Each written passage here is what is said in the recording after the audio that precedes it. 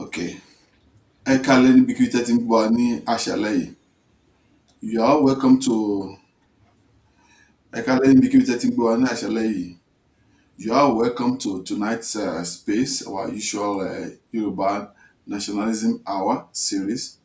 And my name is Abiodun Bakari, orúkọ mi ni Abiodun Bakari. Tonight we have very unique guest amongst us. And what are we talking about tonight? We've been talking about the security and the insecurity in Nigeria. And this is a question we cannot any longer, stop to confront. Across the country in Nigeria, insecurity has moved beyond headlines. It is now a lived reality from highways to farmlands, from rural communities to major cities. Nigerians are asking one question: who is truly in control? And as we are discussing this tonight, beyond policies and politics, security is ultimately local. Across Nigeria, insecurity persists, but one truth is becoming increasingly clear: no central system, no matter how powerful, can secure our people it does not truly understand. And this brings us to a critical question tonight. What happens when communities themselves become disconnected from leadership, from institutions, and even from one another? In the Yoruba experience, we have always understood something fundamental. Security is not only enforced, it is built through trust. From the days of our forefathers and our traditional structures to the regional governance of the First Republic, communities played an active role in maintaining order, sharing intelligence, and holding leadership accountable. There was proximity, there was familiarity, and there was ownership. Today, much of that has weakened. So tonight, we explore a different dimension of the security conversation. Not just guns and policies, but relationships, trust, and integration at the grassroots. Can communities become the first line of defense again? Can trust between citizens and institutions be rebuilt? And what role must local leadership play in making this work? To help us unpack this, we are joined by someone working directly at that intersection of people, policy, and community. Here is our Honorable from Ondo State. We're going to bring him on board we'll introduce him to you very soon. But before we go ahead, as I've told you, my name is Abedun Bakari, and I have with me tonight Barrister Ile Mobayo, who is co-hosting with me tonight, and Madam Ejoka Ade. Both of you, please, you want to welcome the guests and welcome and introduce yourselves to our teaming viewers and listeners all over the world. Okay. Uh, Thank you for making it out tonight. Thank you for your time. I am Olufemi Limobayo Gotimehin.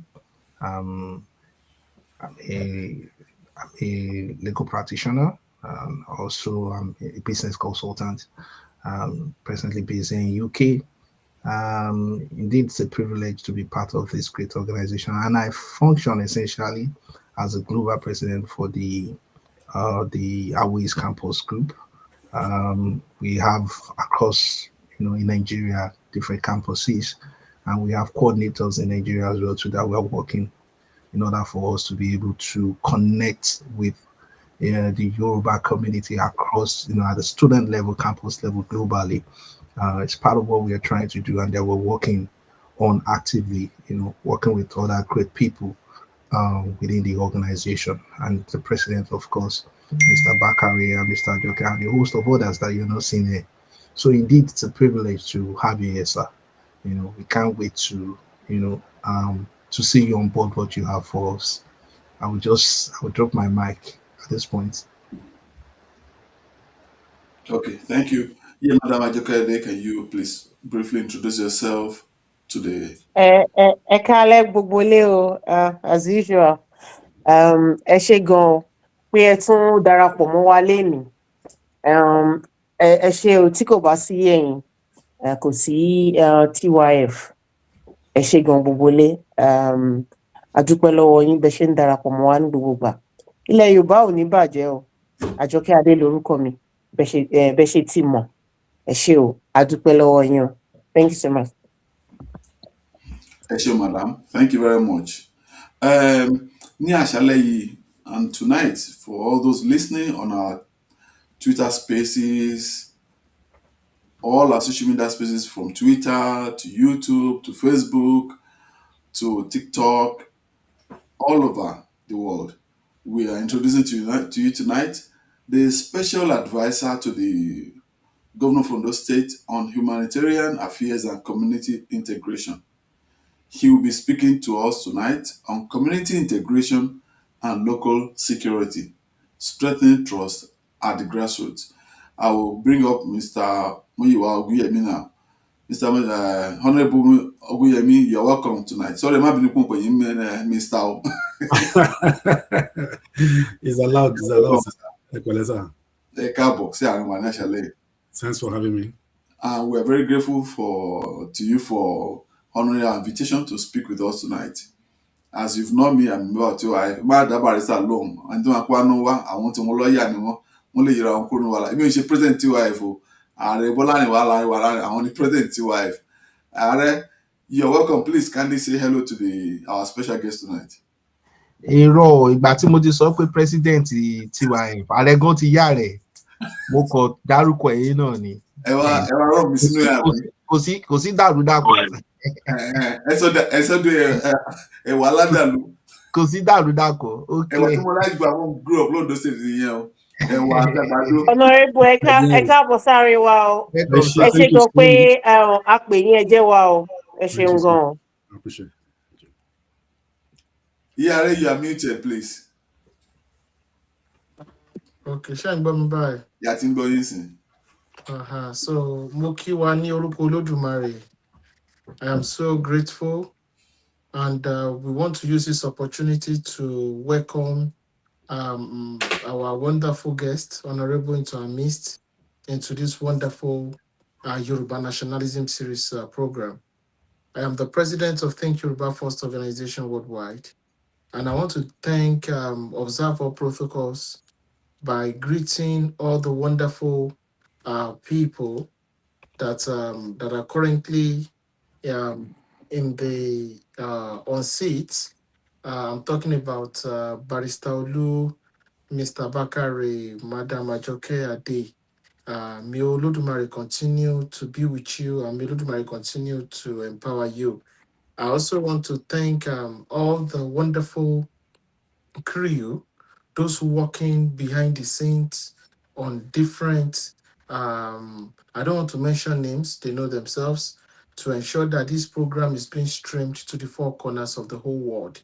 May Almighty God continue to be with us. May Almighty God continue to be with you all. Sure.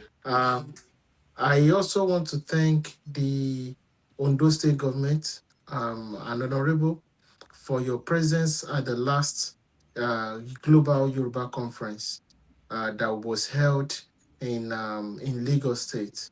We are so grateful.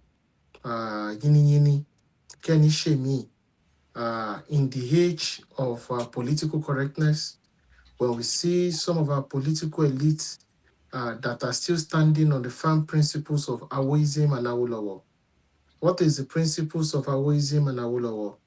The principles of Awoism of Awolowo is that even though we are Nigerians, we must identify with the interests of the Yoruba people.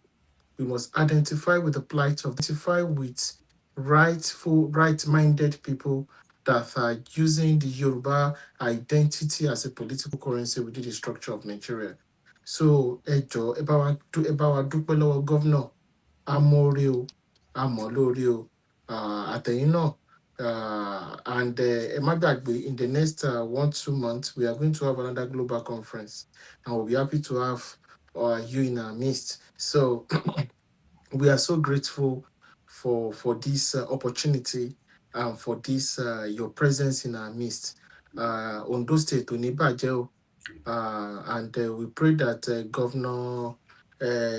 governor Olódùmarè a máa fún wọn ní ọgbọ́n ìmọ̀ àti òye láti tukọ̀ gbogbo àwọn èèyàn wa lóńdó state. Ilẹ̀ Yorùbá ò ní bàjẹ́ lápapọ̀, Nàìjíríà náà ò ní bàjẹ́ lápapọ̀. Ẹ ṣé púpọ̀. Yeah, Esheun Are, thank you very much. Thank you so much. Honorable wa, ẹ̀yin ni ọ̀rọ̀ kan sí, somebody is asking,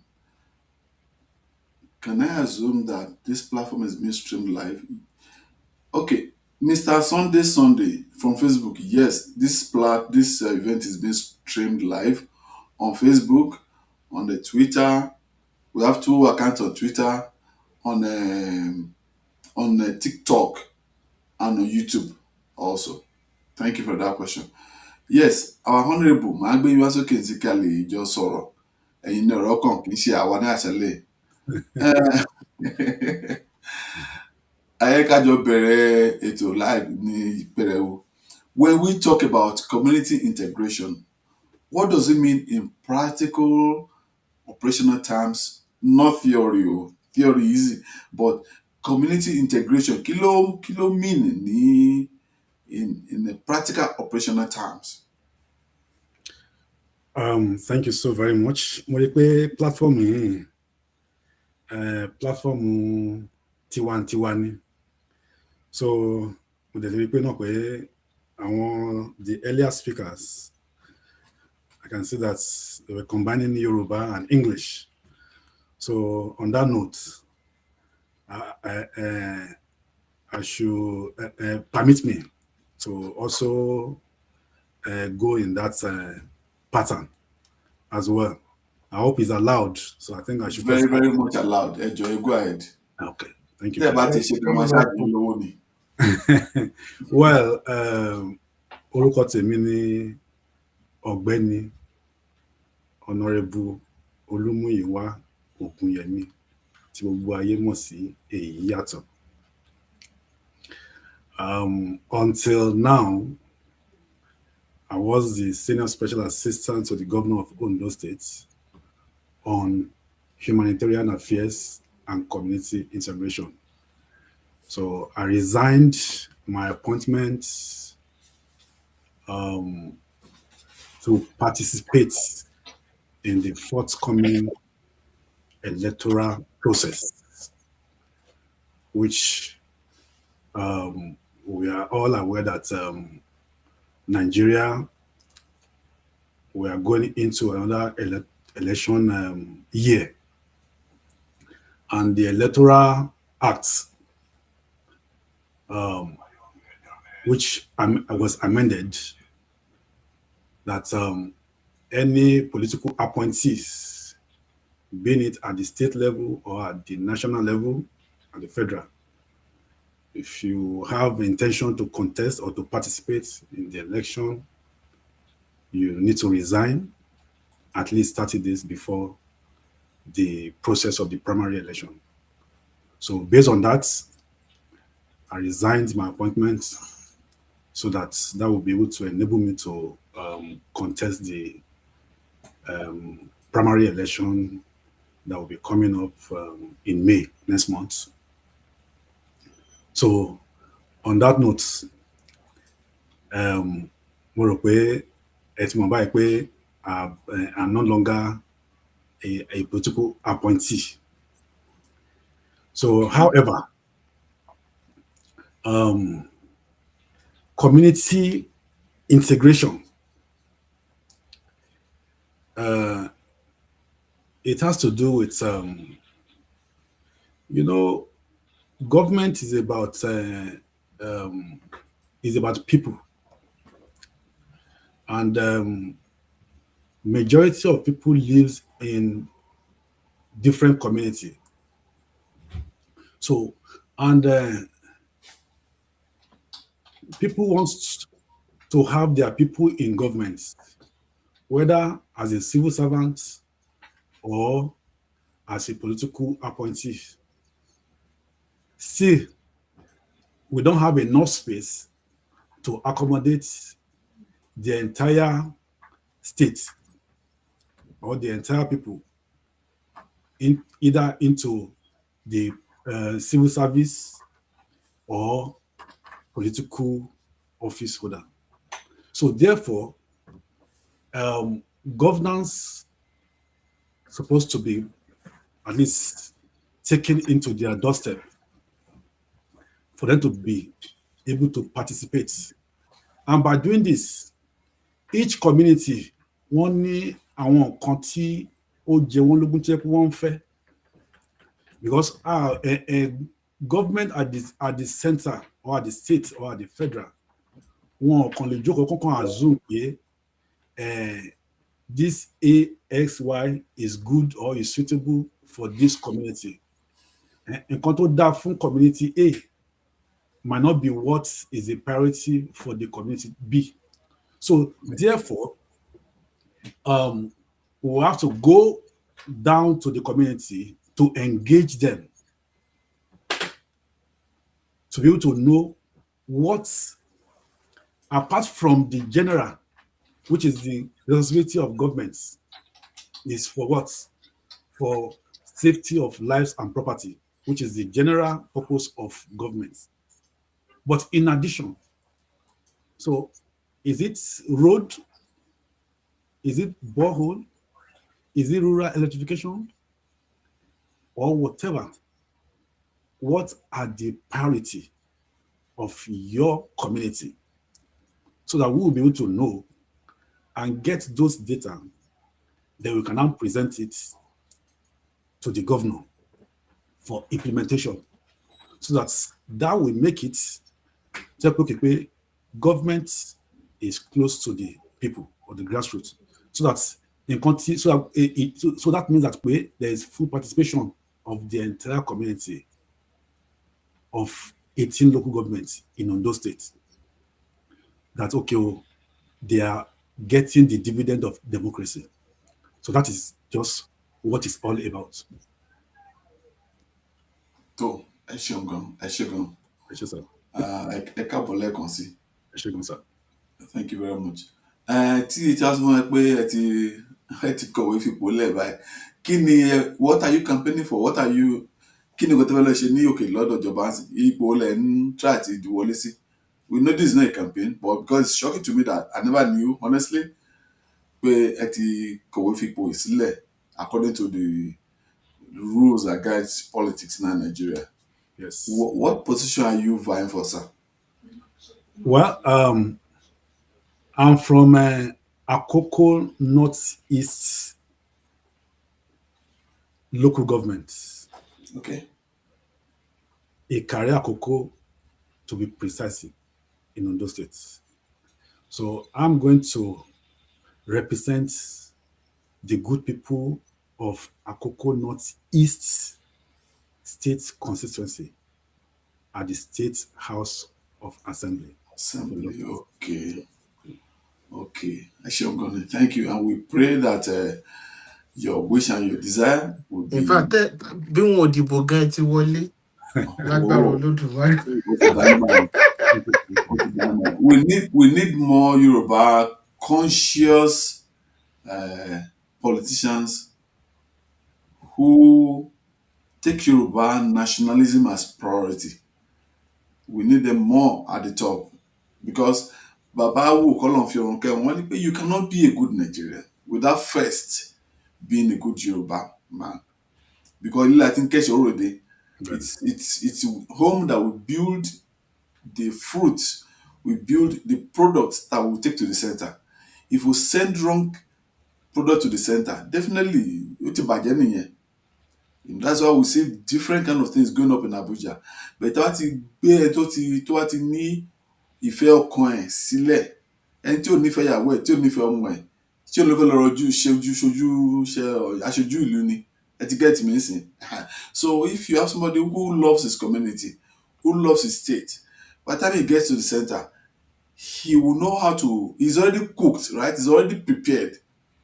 Then when he gets there, àti wá show fún àwọn Nigeria as at a larger stage, á rọrùn fún. No, somebody will get there and start learning. Fẹ́ kó ẹni tó máa learn lọ sókè. We want to send people that already learned and know what they are doing. So a dúpẹ́ lọ́wọ́ yín gan pé ẹ̀yin náà ti gbìyànjú tọ́lọ́run fún yín. In your own capacity as an assistant to the Honorable Governor of Ondo State, Orlando Law, and we live with law. Now, somebody even said here, only wow, Honorable Muyiwa, we are glad to hear you will be running for office. Yoruba youths need to learn the ropes of political engagement. So, àwọn wa láti ọmọ ní o, àwọn náà sọ̀rọ̀ yẹn. So àwọn tó mọ̀ yín délé ẹ ṣé gan ni. Thank you very much. Now, how does community fragmentation directly contribute to insecurity? Tí ìlú bá ti ń di pé kò sẹ́ni tó ní ìfẹ́ ara wọn, gbogbo ẹ̀ ti ń dàrú. How does that affect insecurity? Thank you, sir. Number one, I want to appreciate this team. And I'm sure that this team are also part of the team that invited the state government sometimes last year in Civic Center in Lagos for the Yoruba Youth event, which my able governor asked me to represent him at that event. So, and also as the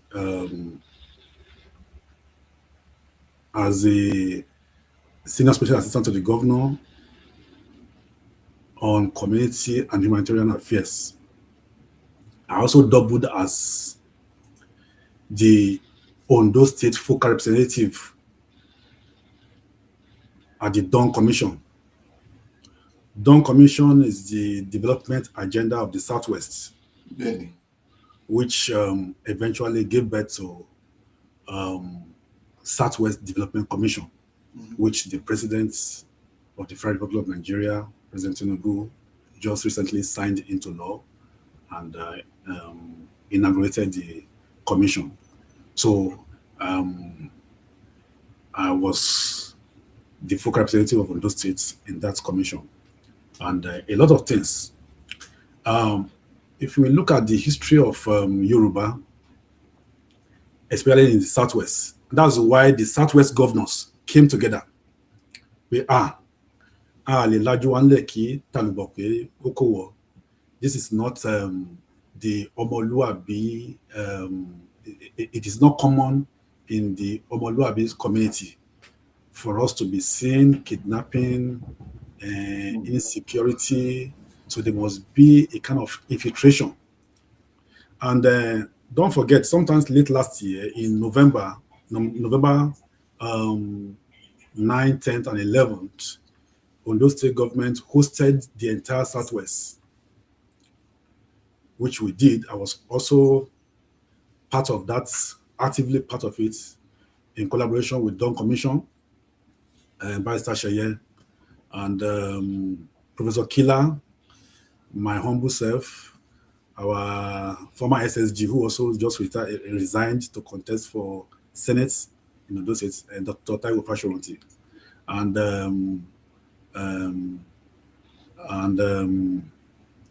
Sunday Dari, who is a special advisor to the president, and Abagun Kole, something Abagun, something Kole Abagun. Yeah. So yes, Omolulu. So, and we also have what's the name of the special advisor to the president on media and publicity. This man, so I've forgotten his name. So many of them, we came together. Olaolu. Mr. Olaolu. Yes, exactly. So so because with the support of the president, okay, we key governors Yoruba Southwest, kí wọ́n wá sí Ondo State, ká wá discuss all these things to happen in community wọ̀nyí. And we were able to get a document out of that summit. So it was a very, very big summit. So, and when we are talking about all this insecurity, tó ń ṣẹlẹ̀, tẹ́ bá wo Ondo State as a case study now, ẹ rí i pé Ondo State is the gateway to the southwest, because in Ondo State boundary, ẹ máa rí i pé Kogi State òun ló súnmọ́ wa jù, tó máa ń bọ̀ láti Abuja, tó máa ń bọ̀ láti Kano, bọ̀ láti northern region. So Kogi State is the last check before entering Ondo State. Ondo State.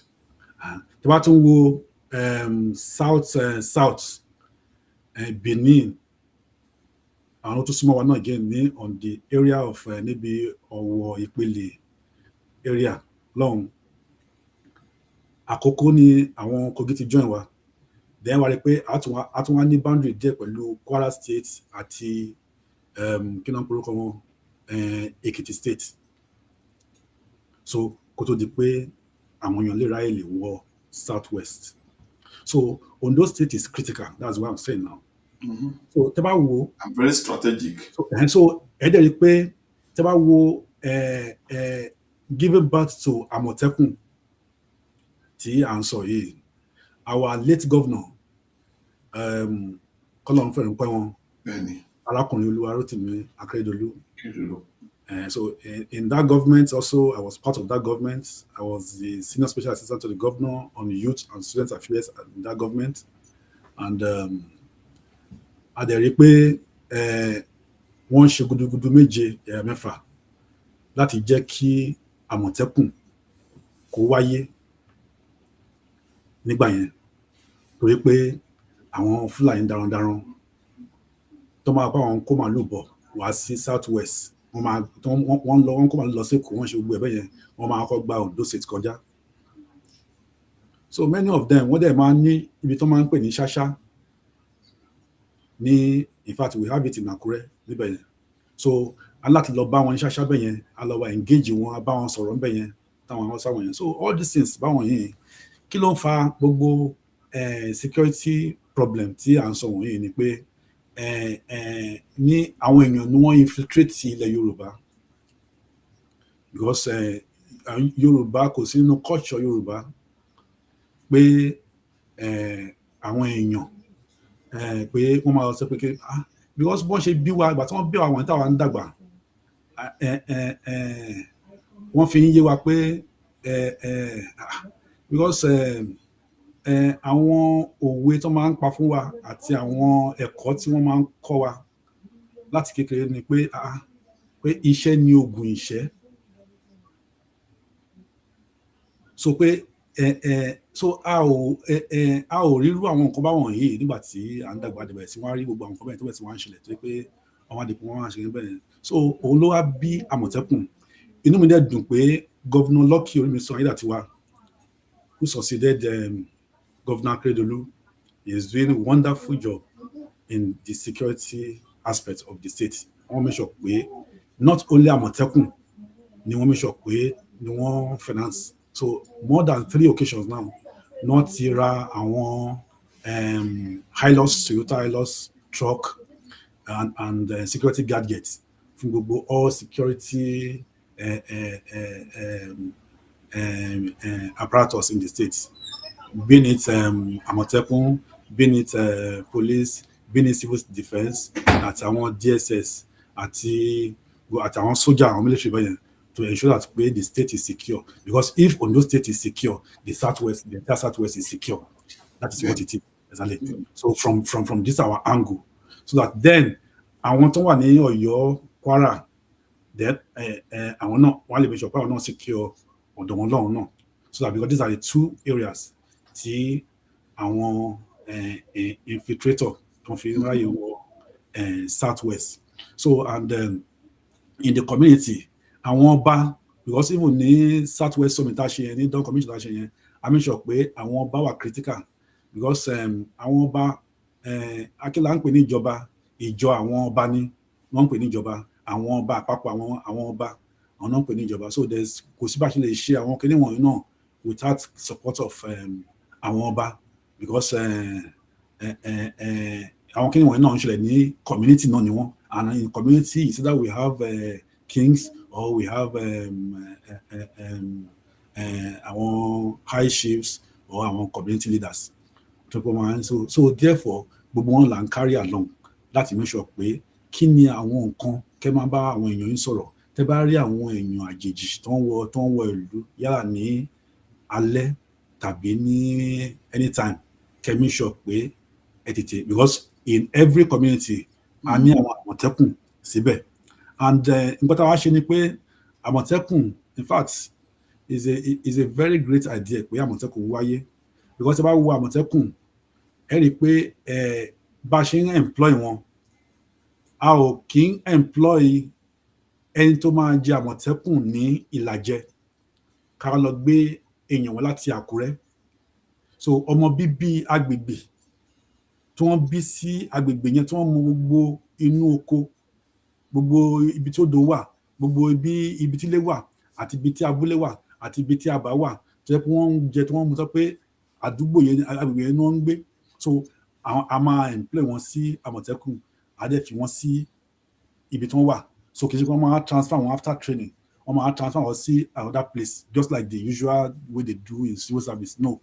So I'm sure because àwọn náà mọ àdúgbò wọn, àwọn dẹ̀ mọ àwọn èèyàn tó jẹ́ pé wọ́n jọ dàgbà sí ibi tí wọ́n wà, so that wọ́n bá rí àwọn èèyàn tí wọ́n jẹ́ àlejò wọ́n á tètè mọ̀.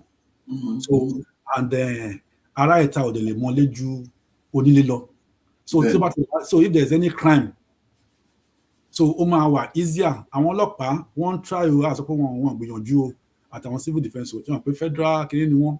So some of them might be transferred from Sokoto or from Kaduna, from wherever.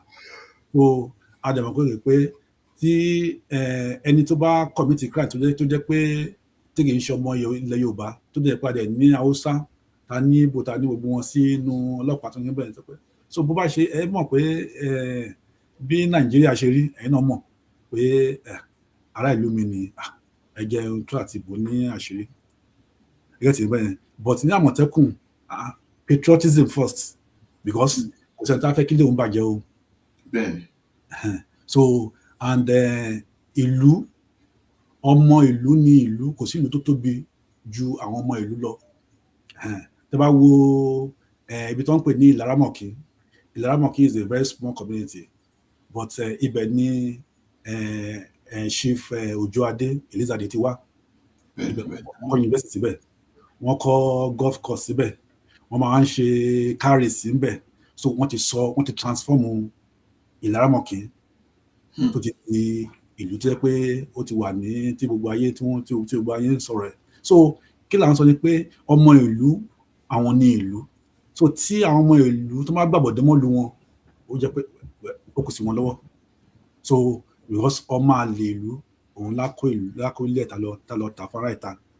So òun ló fa pé àmọ̀tẹ́kùn tí wọ́n fi ń dùn pé àmọ̀tẹ́kùn yẹn is a great idea fún Southwest, tí ó lè jẹ́ pé wọ́n ń ṣe gudugudu méje, wọ́n ń ṣe ẹ̀mẹ́fà expire ní Ondo State. So and adẹ̀rí ẹni tí gómìnà yàn sí àmọ̀tẹ́kùn commandant ní Ondo State, Akọgun Adeleye, Tunjala Adeleye, is doing very, very great work. And wọ́n máa lọ sínú igbó, wọ́n á lọ sí everywhere. If there is any little crisis or any crime anywhere, so wọ́n máa lọ sínú igbó yẹn, because igbó kì í bà wọ́n lẹ́rù. Ṣùgbọ́n àwọn ọlọ́pàá wa náà ó níbi tí wọ́n lè wọnú igbó wọn. So that is what we've been doing in terms of security. Ẹ ṣé gan sir. Ẹ ṣé gan ni Honourable, thank you very much. Gbogbo ẹni tẹ́ ṣe darapọ̀ wá ń sìn ní orí ètò ní àṣálẹ́. We have our special guest tonight, our dear Honourable from Ondo State, Honourable Muyiwa Ogunyemi. He previously happens to be the special assistant to the executive governor of Ondo State on a community on humanitarian affairs and community integration. Yes. And what we're looking at tonight is if we're talking of community integration and local security. We need to look at how trust works at the grassroots. Wọ́n ṣe ṣàlàyé fún wa sí pé ẹni tí pé ènìyàn ìlú ló ń jẹ́ ìlú. There's nobody that will come and be your city for you if you don't build it. So that's what he has just told us, which I just love and learned again tonight, that why do we have problem all over the world in cities? It's because the people àwọn tó jẹ́ ọmọ ìlú yẹn gangan wọn ò ní ìfẹ́ ìlú yẹn, tó wá ní ìfẹ́ ìlú yẹn tọkàntara nítòótọ́ wọn nígbà kí àjèjì wá kó wá bàlú wọn jẹ́.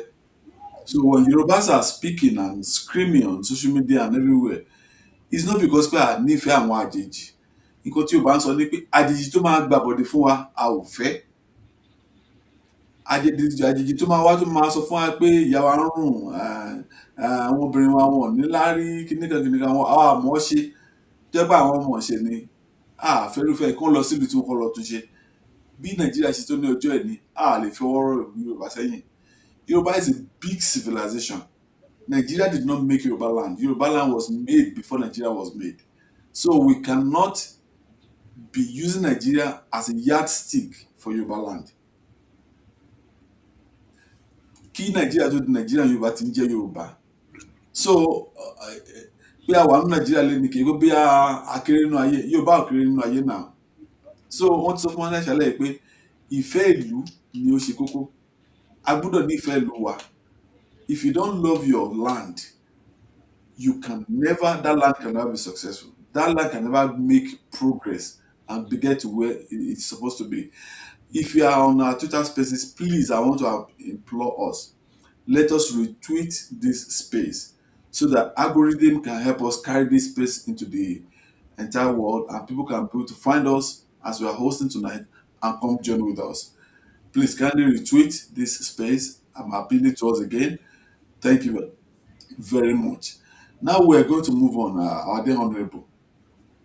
You've taught us about trust because it is very, very important to have an effective policing, effective security in our locality. Trust, people have to trust the security personnel. And you've shown to us that people even trust Amotekun much more than the way they trust our Nigerian police. People appreciate Nigerian police. What they are just saying is that Omotiwalele, I know him, right? To bá gbọ́ òde mọ́mọ́ lé ẹ̀ mọ́mọ́ ìyàwó ẹ̀ lọ́jà mọ́mọ́ ọmọ ẹ̀, you know, and nobody will just allow evil to come to his city when he knows that his son is in school.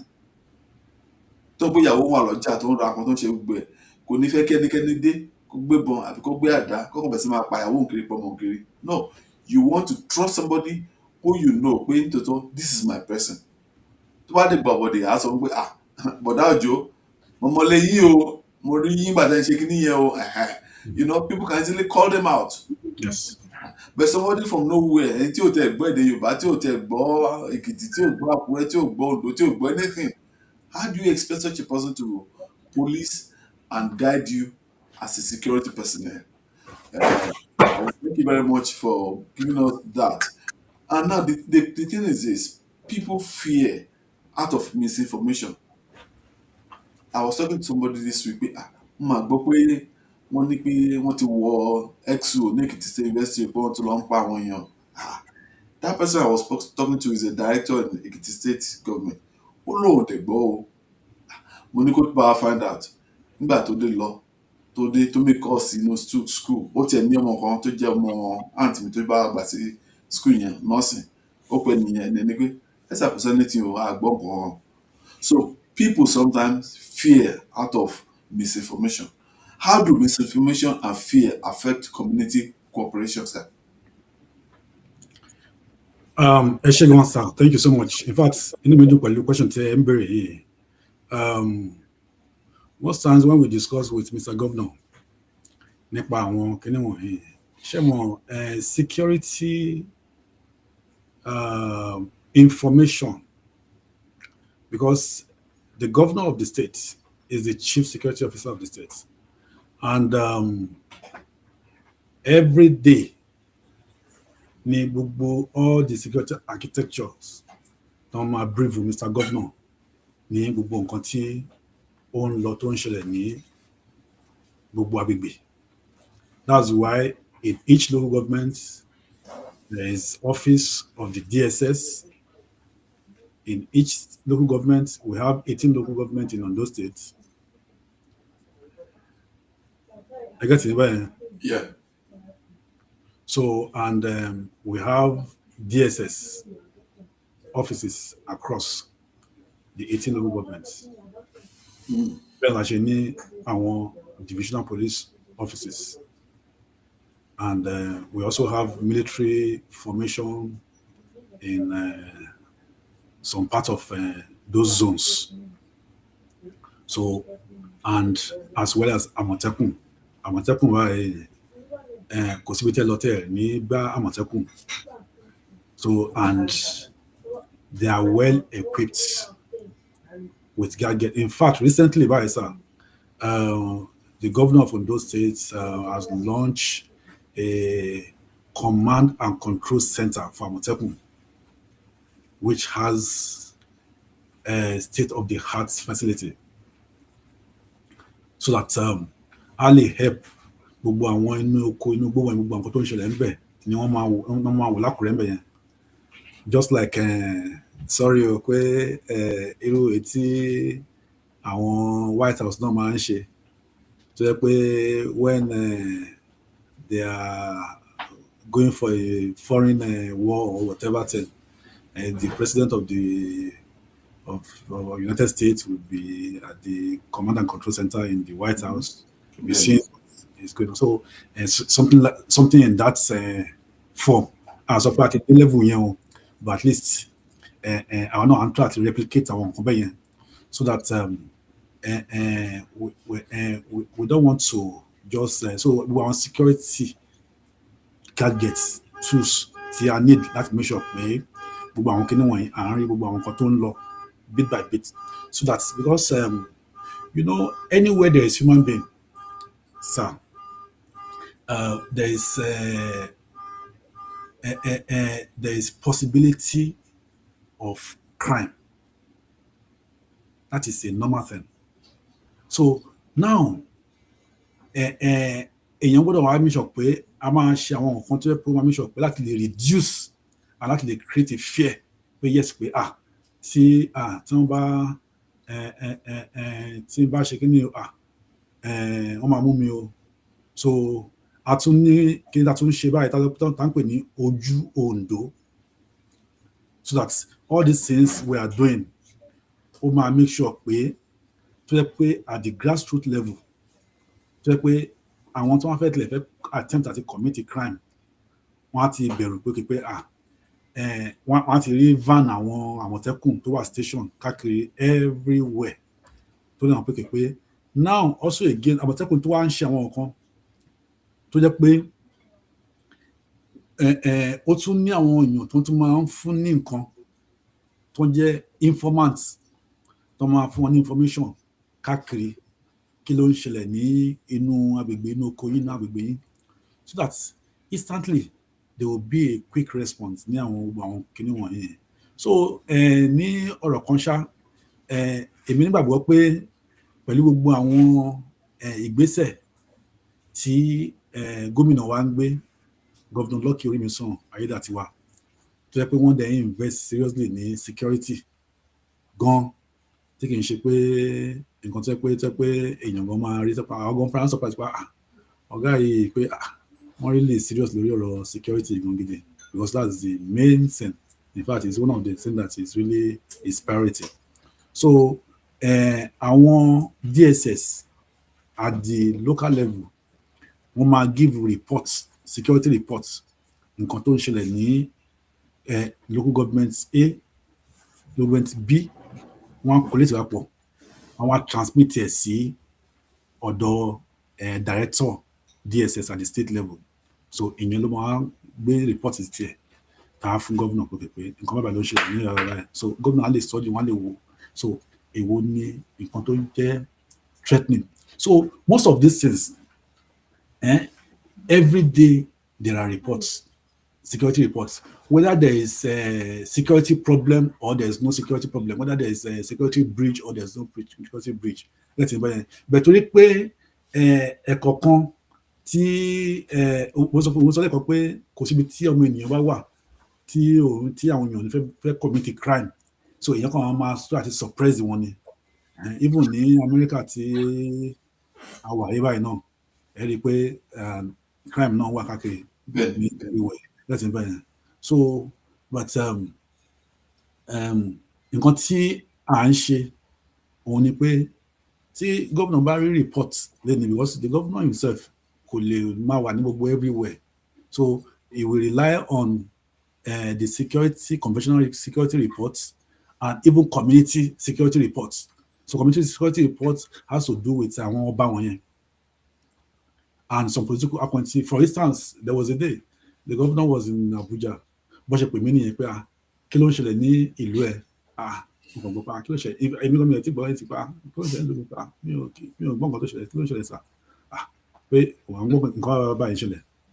So not because etí ọba nílé etí ọba lóko. So because governor will have several means tó fi máa gbọ́ àwọn information láti lè mọ nǹkan tó ń lọ nínú state wọn. So getting information, first-hand information from our security, àwọn èèyàn wọn táwọn náà tó ní sí those community, they will call them and say, okay, kí ló ń ṣẹlẹ̀ ní ìlú báyìí, ẹ try àti bá àwọn èèyàn sọ̀rọ̀ kẹ́ béèrè pé kí ló ń ṣẹlẹ̀. So all these things, gbogbo àwọn kan báyìí ni à ń ṣe bishop pé everything is going to the grassroots. That's why we are leveling the security issue or crisis in Ondo State. Jẹ́ pé tí ó fi ṣe gbogbo torí pé mo sọ fún ṣíwájú pé a ti mọ̀ pé Ondo State ní gateway southwest. Mo tó wáyé dé bá ojú ó ti dé bá mú ọ̀sán ọmọ ìyá wá southwest. Tí wọ́n bá rí Ondo State, tí a bá lọ lajú wa ńlẹ̀, tí Ondo State tó bá kí níbẹ̀ tá a sọ pé kí níbẹ̀ wọ́n á di pé wọ́n infiltrate ọ̀dà kìí nìyẹn. Tó bá dẹ̀ wo how many kilometres ni láti Àkúrẹ́ sí Ọ̀ṣun. In fact, ó ṣe rìn. Ondo State sí Ọ̀ṣun State ó ṣe rìn. So Ogun State náà sí Ondo State ó ṣe rìn. From Akínfọ̀sílẹ̀ area. And so ẹ rí i pé èèyàn tilẹ̀ ní mo difference wà ń bẹ̀. So these are things. That's why the governor is making sure pé wọ́n tẹ́tí wọn lẹ̀ ní gbogbo bóyá wọ́n wà nílé ni o, bóyá wọ́n wà l'Abuja ni o, wọ́n make sure pé wọ́n monitor gbogbo nǹkan tó ń lọ ní government. Ẹ ṣé gan. Ẹnìkan ń sọ̀rọ̀ kan láti orí Facebook, Mr. Sunday tí a ka ojú fọ́nrán yín lórí laptop yín máa wò. Thank you, Honourable Ogunyemi. Wish you good luck in your political journey. From your discussions today, it seems some states might be spending more money to protect Yoruba borders. Do we think those in central states should contribute some efforts to help other towns, not necessarily human factor, but in any form? Pé ṣé àwọn tó wà ní. Ó yé mi. Now, I gbé Commissioner for Information and Strategic Plan láti Èkó, Lagos State wá síbí. Wọ́n ti sọ fún mi pé àtọ̀ ń bẹ̀rẹ̀ Àmọ̀tẹ́kùn ní ìbẹ̀rẹ̀ pẹpẹ. Ó ní iye mọ́tò tí àwọn contribute sínú Àmọ̀tẹ́kùn, bó jẹ́ pé àwọn kan ò ní Àmọ̀tẹ́kùn l'Èkó. So to show that they have a neighborhood watch. Lagos, thank you, sir. So it's still Àmọ̀tẹ́kùn. Àmọ̀tẹ́kùn, thank you. So Mr. Sunday bẹ̀rẹ̀ sí pé kí ni àwọn state tó wà ní àárín yẹn, kí ni wọ́n lè ṣe láti lè support irú ẹ̀yin Ọ̀ṣun tó wà ń bọ́dà ẹgẹ́tì mi sí, kí ló lè ṣe láti support yín? Thank you, sir. Ẹ rí i pé mo sọ wọn kan lẹ́kan pé apart from being the senior special assistant to the governor then on humanitarian affairs and community integration, I also doubled as the Ondo State focal representative and the Dawn Commission. Dawn Commission is the development agenda of the Southwest. Yeah. So coming together of the Southwest government. So, and this is àwọn gómìnà tí gbogbo ilẹ̀ Yorùbá táwọn Southwest wọ́n máa ń ṣe ìpàdé, and Dawn Commission are always in most of these meetings. Wọ́n máa ń ṣe wọ̀nyí because meeting náà tó ń dẹ̀ ń ṣe wọ̀nyí náà ni pé ìlọsíwájú ilẹ̀ Yorùbá, àbáwọ̀ nílẹ̀ Yorùbá ṣe fẹ́ lọ síwájú tí security tó bá jẹ́ problem fún wa, tàbí mọ̀ pé ọmọ wa ní president Aṣíwájú Tinubu tó dẹ̀ pé ilé tó ti wá kò gbọ́dọ̀ bàjẹ́, so a ti tì wọ́n lọ sí Àbújá kó lọ jókòó sí Àbújá kó máa ṣe Nàìjíríà, so ilé wa wà ní ọwọ́ àwa tá wà nílé because àwọn ti di Mr. Nigeria. So his entire constituency is no longer Lagos or is no longer Southwest, it's now Nigeria. So àwa tó wá fi sílẹ̀ sí Southwest, tó fi sílẹ̀ sílé, we have to come together. Ẹ rí i pé àwọn kí ló ń porúkọ wọn, àwọn OPC, ẹgbẹ́ tí bẹ́ẹ̀, àwọn Afẹ́nifẹ́re, ẹgbẹ́ tí bẹ́ẹ̀.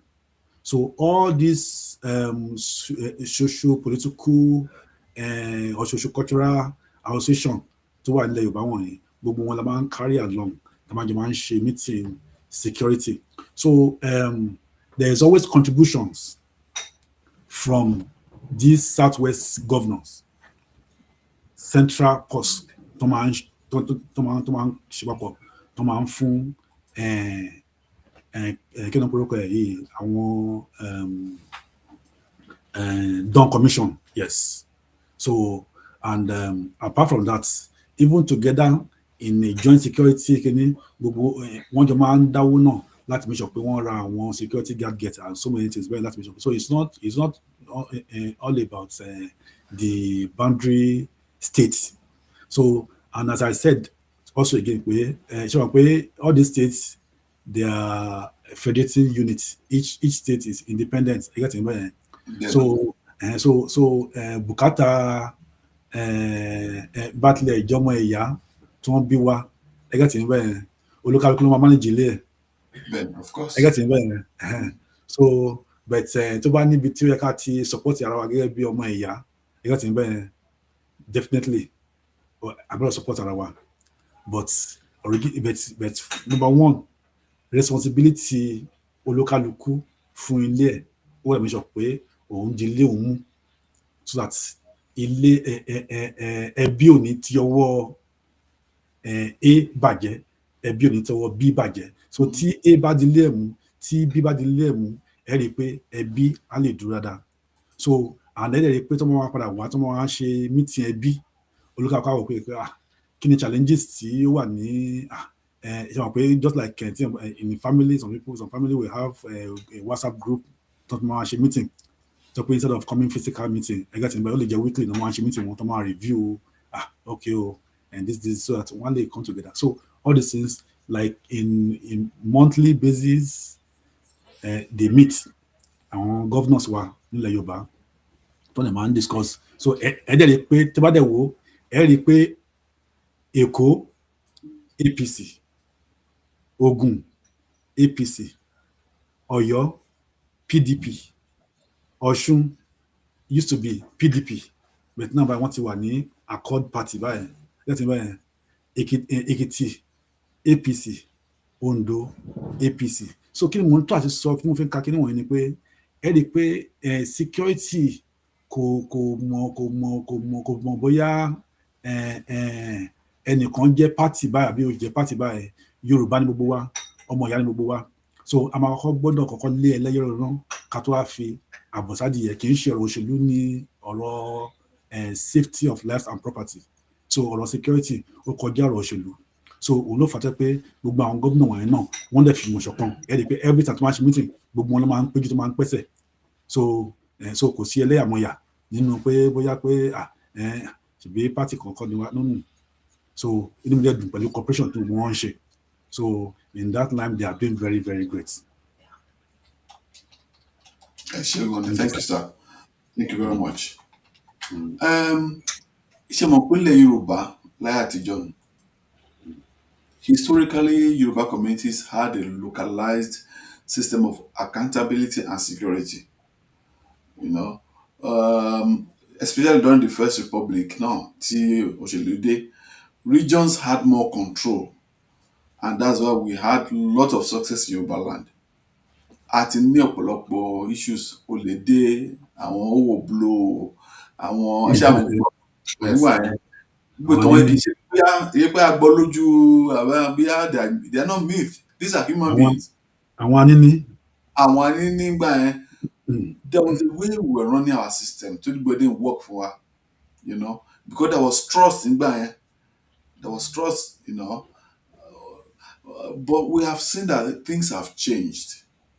That's why we have this problem with security now. Okay? Bẹ́ẹ̀ sọ lẹ́ẹ̀kan pé kì í bí America gan safe, kò síbi tí ìjòrò sí ní gbogbo àgbáyé. But the thing is that the policeman here, he lives in your community. I have one who lives in my estate here. I don't really judgment. If I was in my home this week, that's all. Church can I don't love Morawa. So can you be on bed to come from somewhere that you don't know? And that is how things were going on before. So as you've said, now we are happy that we are hearing that this kind of system through Amotekun is making people more relaxed. Máa ràn fídíò mi gbà mí wọ́n pọ́lọ́pàá gan-an pé wọ́n múyàn kan àbí ẹnìkan ṣe wà burúkú ní àárín àwùjọ. Wọ́n á pe Àmọ̀tẹ́kùn because they feel it's closer to them. They feel that these people are part of the community. What specific programs or structures are currently working in Ondo State that will strengthen the community integration? Okay, thank you, sir. That other states in Yoruba land can also learn from. What specific programs or structures are currently working in Ondo State? Okay, thank you, sir.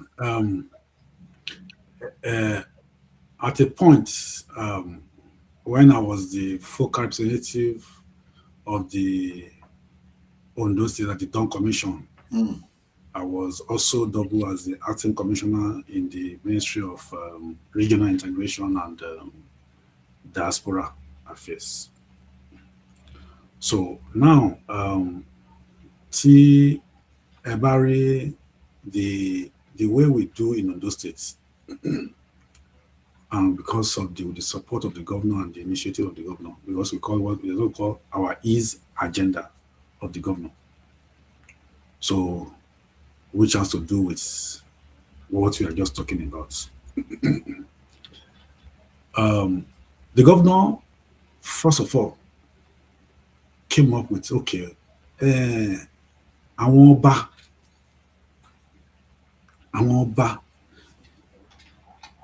ọba ń ṣe àwọn èèyàn tí èèyàn gbọ́dọ̀ fi ọwọ́ yẹpẹrẹ mú láwùjọ, àwọn ọba ìlú. Governor in his magnanimous, wọ́n á make sure pé, number one, wọ́n á kọ́ a very, very big secretariat,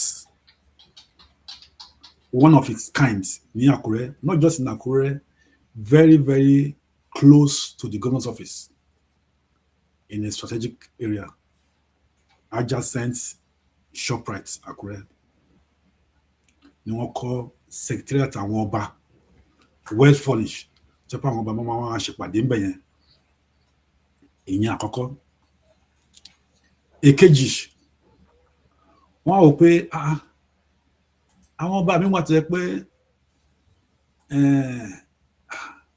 ìjọba náà ló fi wọ́n jọba, pé ṣé ìjọba máa wà tó máa fi àwọn ọba wọn máa fi máa tayín tó máa fi máa ṣe yẹ̀yẹ́, tó pé ọba máa lọ ní títì, mọ́tò ọba mi àtakùn títì. So báwo lọ́ba àwọn ṣe lè ráyè ṣe ìlú tí kìíní bẹ̀rẹ̀ tó pé bóyá lọ máa sọ pé mọ́tò ìjòyè ló máa yá wá fún tó wá pé wọ́n fẹ́ ṣe pàdé ní Àkúrẹ́, bí gómìnà pè wọ́n fún pàdé, á jẹ́ pé bóyá mọ́tò ìjòyè kan lálọ́ máa yá pé kìíní bẹ̀yẹn irú kan bẹ̀yẹn kò pọ́n balẹ̀. Gómìnà wa wò pé gbogbo àwọn ọba we have àwọn ọba kan wà, because we have different categories of ọba. We have first class, we have second class, we have that's what we call them grade A, grade B, grade C kings. Yes, man.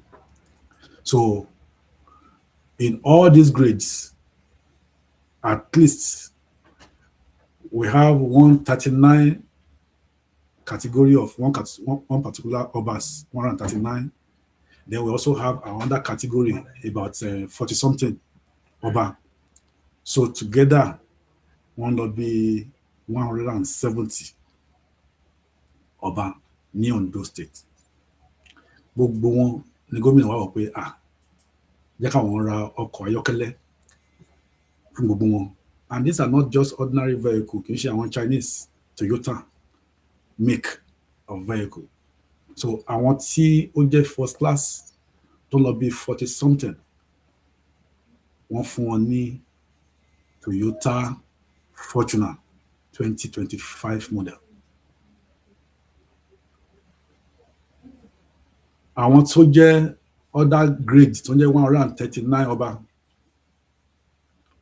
wọ́n fún wọn ní there's this new Toyota make tó better be Venza by, I can't remember the name. It's a new, I think it's one of the latest module and version of Toyota. So all this is at Toyota. And the each one ma cost. So kò sí mọ́tò ọ̀kan tó cost less than 70 to 80 million. Tara mọ́tò wọn. So government dem make sure pé gbogbo àwọn báyìí náà fún ní àwọn mọ́tò wọn. Ìyẹn àkọ́kọ́. Èkejì, local government.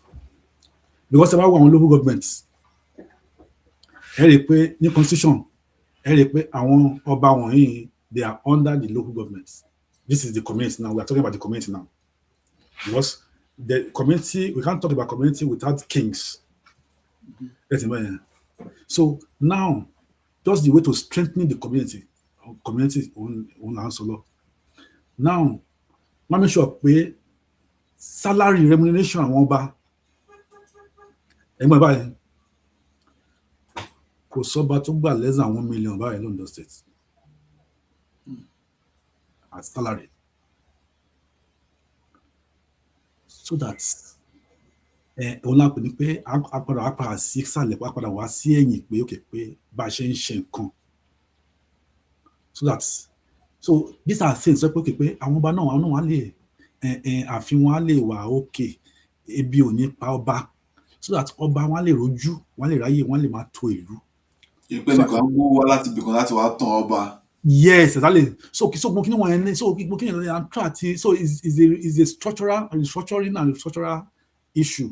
So that way, the governor started all these things with make sure that one restructure everything, so that going forward, this template would be a very clean, and I'm sure kò síbi tí délé Ondo State báyìí tí àwọn ọba tí wọn kì í dúpẹ́ kọ́ máa gbà tó ń gbàdúrà fún gómìnà pé àtìgbà tí àwọn tí ẹlòmíì ti jọba, at least recently bàtà ṣe Ondo State at 50 years. I'm also one of the 60-member committee the governor appointed to conduct and to ensure that Ondo State at 50 was a huge success.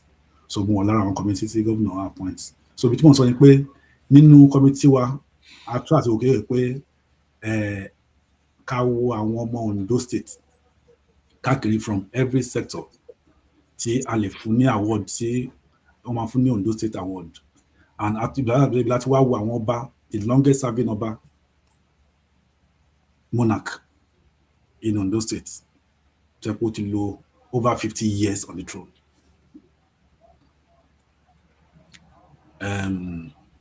Kí ni wọ́n ń korúkọ Aláfò of Afo, orúkọ ìlú yẹn náà ń pè ní Afo. So it's based on, in fact, if not because of the 50 years anniversary of Ondo State at 50, tí a ṣe tèmi jẹ́ member of the committee, èmi gan mi mọ̀ pé ọba ọ̀kan tilẹ̀ wà tó ń lò up to that 50 years on the throne ní kíní bẹ́ẹ̀. So I was so glad to see that. So now àwọn ọba wọ̀nyí wọ́n sọ pé àwọn ò tí ì rú nǹkan báyìí àgbà táwọn ti wà ní orí oyè pé ó lóyè, at least àwọn ti mọ iye àwọn governors. So tí a bá ní ọba tó lò 50 years àwọn ọba ní ìlú. Yes, ale. So ọba tó lò 50 years, ẹ rí i pé òun gan ti wà lórí oyè kó tó di pé tí Ondo State gan ti ń jẹ́ Ondo State for the 50 years. Of course. So, and we have some ọba tó lò 35 years, 40 years, like Olukare of Ikare Oba Ilumiba is over 35 years on the throne. Getting better. So now, many of them, they said that all these things has never happened in the history of Ondo State. Nǹkan tí gómìnà ṣe fún wọn yìí. Tẹ́lẹ̀ èlò náà gbà fún èlò làwọn bá mi ń gbà 10,000 naira as salary. So àwọn bàbá wọn á dúró de àwọn owó ìṣàkọọ́lẹ̀ káàkiri tọ́jú pé kìíní bá wọn yẹn. Ayé ti kọjá gbogbo ìṣàkọọ́lẹ̀ táwọn èèyàn ń gbà kiri. Àbí wọn á dúró de àwọn tó pé bóyá àwọn tó ń commit a crime tó máa gbówó kan wá bá àwọn ọba pé kìíní kan bẹ́ẹ̀ yẹn. So now, Oba in Ondo State now, they are now elevated and they are well respected now. So based on this now, Eric, this is a conscious effort that the governor is doing, a legacy to make sure community are being strengthened. So in a very bigger way, at the long run, it will be better off for all of us, and Ondo State will be a peaceful place to come. And then in terms of business activities, even part of our events at the Atunse Ondo Investment Summit, Tashi, and we were able to get so many people from international and this and that came for that investment summit. It was a very big one, and also we had the closed door meeting with the investors and so many places. So a lot of things, so that Ondo State is now a destination because security started tapping tight. They are helping us in so but they are announcing that they are part of the government, both at the local level and at the state level. So pay salary one, give the fast salary, every month. Apart from that, what security votes, because when I say security votes at the local level, when a chairman of the local government is taking a security vote. So what is the word security vote? Because many people don't even understand what security vote is. So security vote is to make sure that security is well and this in that particular local government. And in that local government, when we have DSS, we have police, we have Amotekun, we have Banon.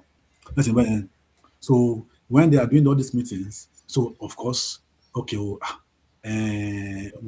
àwọn owó tán fi máa patrol àwọn van àwọn police àwọn Àmọ̀tẹ́kùn àwọn DSS, okay, the chairman of the local government will be responsible for those things at the local level, while the governor will be responsible for that at the state level. So these are the way that all these things are done, so that when there is anything, there will be a spontaneous response. Yeah. That's your point. Eshegon, Honorable, thank you very much, Eshegon. Because I'm even very happy to hear that every local government in Ondo State now has an office for our DSS, so they can be closer to the people, to the grassroots. Eshegon, the Dupolo Governor of Ondo State. The investment forum that was held last. This morning I was able to do some research and I saw that Ondo State has even given license to about 2 power plants to be built in Ondo State. One for 100 megawatts and the other for 50 megawatts. So I'm happy that Ondo State, because without security, so these are good things, and I'm happy that this is happening in our own lifetime. Àdúpẹ́ gómìnà náà tó fi tí wọ́n fi ojú tẹ́ḿbẹ́lú àwọn ọba wa, torí àwọn ló súnmọ́ aráàlú jù, àwọn ló ń ṣojú ìlú, àwọn gan-an jẹ́ ìlú, So we thank the governor and the government of Ondo State for trying their best to bring up these are local leaders to make them feel belonging. Kí gbẹ́ni kan wọ́n ṣe òfin kan wá gbé fún àwọn ọba wọn dàgbé. Ibo lòfin lè títí wá nítorí Ọlọ́run. I think I'm so happy with that progress. Thank you very much. Now, because we've spoken about security, scared. Tí state police bá dé sí o, wọ́n ṣe náà máa hijack ẹ̀, tí wọ́n máa lé opposition kiri, tí wọ́n ń jẹ́ kí ọkàn nígbà anybody balẹ̀ ọba ń sìn ọba tí wọ́n ń gba owó gọbọi ó lè bẹ̀rẹ̀ sí máa lé òní jẹ́ òní joyè òní ṣe kinní kan òní ṣe kinní kan, you know. So people are having this fear, you know. How do we ensure that community-based security will not be turned into vigilantism or abuse? Wípé mo mọ̀ ẹ́ o kẹ́yìn wá dé House of Assembly ká dé Àkúrẹ́ Nàlágbàká kí wọ́n gbogbo ẹnìkan ṣe nìkan bí opposition ó fẹ́ campaign ní àkókò lọ́hùn ìwọ ò ní jáde ò tí mọ̀ gangan kẹ́ pé ẹ tó fẹ́ di Àmọ̀tẹ́kùn lọ́hùn pé ẹ bá ń gbókùnrin ẹjọ́ ẹ gbé pamọ́ kí wọ́n lè máa continue ní Lákúrẹ́. People may be scared of this kind of system, right? Ó lè ṣẹlẹ̀, you know. How can we ensure that this does not happen and that our political office holders and ọba náà wọn ní turn ní those are community-based security into an abuse? Ṣé gan sa atọ́kùn. Sherry, one of the problems we have in Nigeria ni pé we are hypocrites. And many of us are in jáde.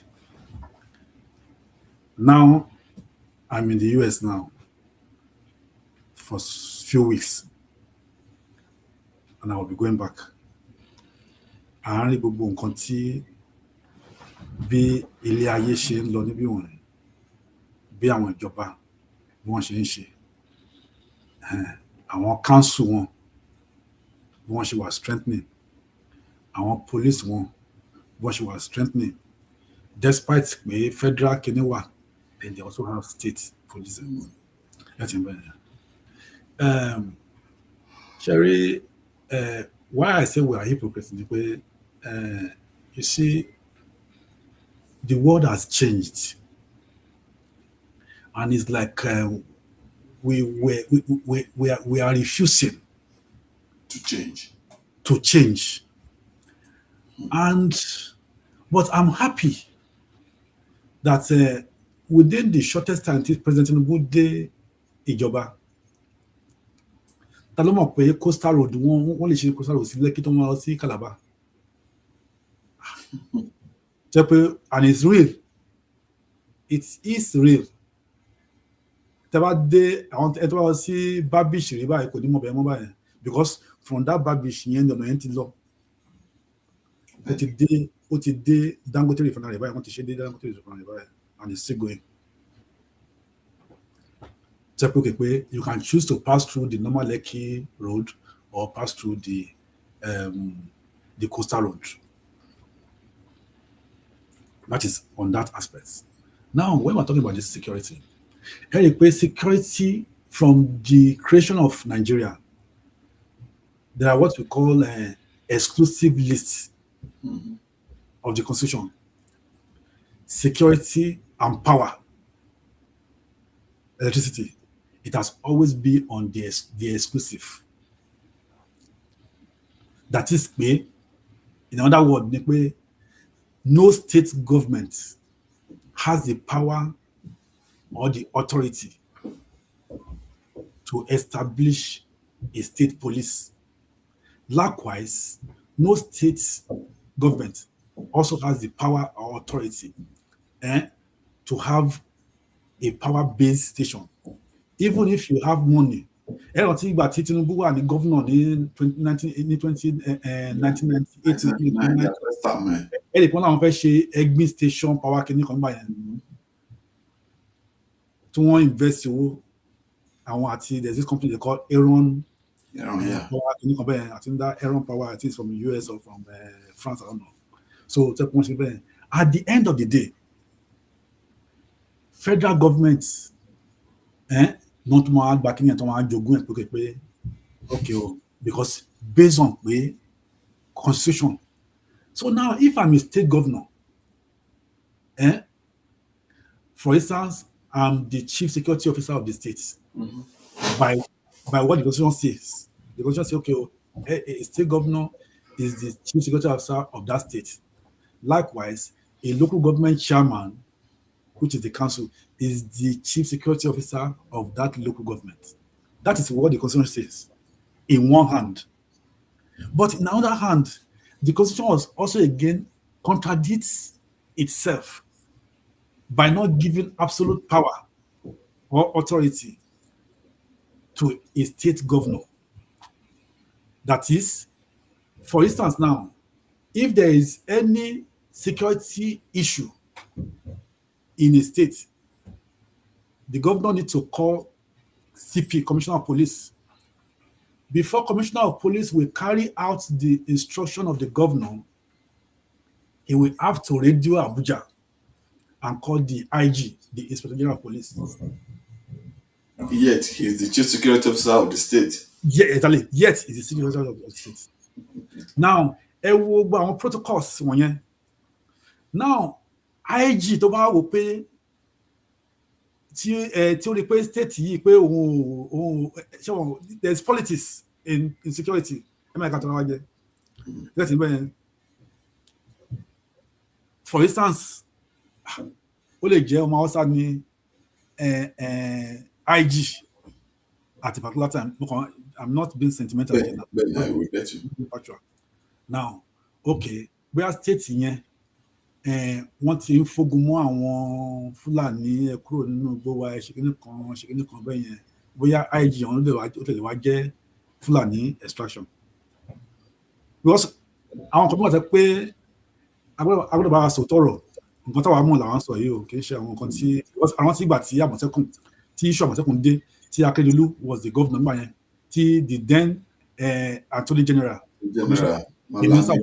Malami tó ń bá gómìnà wa ń jà pé láíláí pé kìnìkan pé this issue of state police, I'm telling you, it was a very serious issue pé wọ́n engage ara wọn, tí the then governor was very angry pé kí ló ń ṣe wọ́n ọkùnrin yìí pé wọ́n minister yìí, and kìnì ẹ̀ wọ́n lè ṣe ń ṣe without the Minister of Justice. So ibi tí mo lọ ni pé now situation whereby a commissioner of police or a civil defense commandant will have to call Abuja for directive before carrying out the governor's order, which has to be something that we need this spontaneous response. So, for instance, now TIG about that commissioner alone, so then the hands of the governor of that state will be tied. Ara wọn kan tó ń cause security problems nìwọ̀nyẹn, jẹ́ pé wàhálà àti ìṣẹ̀lẹ̀ nílùú, ogun àti wọ̀lú kó tó di pé Abuja tó máa respond. Likewise, no, òun náà ló ń ṣẹlẹ̀ ní ọ̀rọ̀ power before now.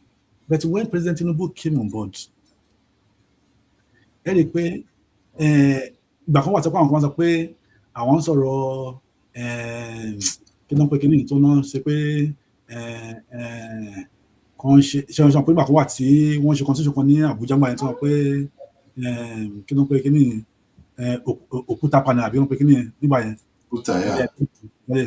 So kí each region, kí everybody lọ sí the region kí wọ́n bẹ̀rẹ̀ òun ti mú fọgbọ́n òun ló tó ìtọ́kùn pé okay o. When Tinubu came on board, the only region that was given this thing was the Nigeria Development Commission. Tinubu in his own wisdom, ẹ dẹ̀ pé àwa náà nílẹ̀ Yorùbá a ti bẹ̀rẹ̀ sí í ṣe kí náà ń polókọ ẹ̀ yìí Dawn Commission, which is Development Agenda of the Southwest. Okay, so which later birthed Southwest Development Commission. So now we have Southwest Development Commission, we have Nigeria Development Commission, we have Southeast Development Commission now by the president to time. We have Northwest Development Commission, we have Northeast Development Commission. So now kò sí gbogbo zones wọ̀nyí tí ò ní commission títí wọn. Tó pé deduction from the source ni wọ́n fún wọn ní direct deduction from the federation account. Okay. And the president of the Federal Republic of Nigeria, Tinubu, has mobilized Southwest Development Commission with 300 billion naira take off grants. Don't for 1 year, pay take off. You can feel better. So, and so bit lọ ni pé ẹ rí i pé tí ò bá sí state policing bit mo lọ báyìí nìyẹn o pé tó yẹ pé a governor will have to wait until one commissioner of police or commissioner of police mi gan tó wá gbé wá gan sí state gan tó yẹ pé òun fúnra ẹ̀ gan ó lè fi máa play a game play politics tó yẹ pé kì í ṣe ọmọ because most of them they come from different states. So tí wọ́n ń ṣọmọ ìlú tí pé ẹlòmí lè jẹ́ Igbo ẹlòmí lè jẹ́ south ẹlòmí lè jẹ́ Hausa from topic commissioner of police pé wọ́n tó máa gbé wá sí state. So kí ló kàn wọ́n because kì í ṣèlú wọn náà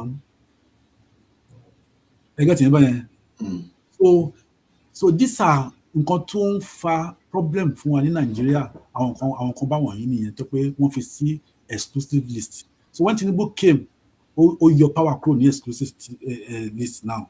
So that was one of the test kan pé Ondo State pé ẹ rí pé Ondo State license àwọn power station.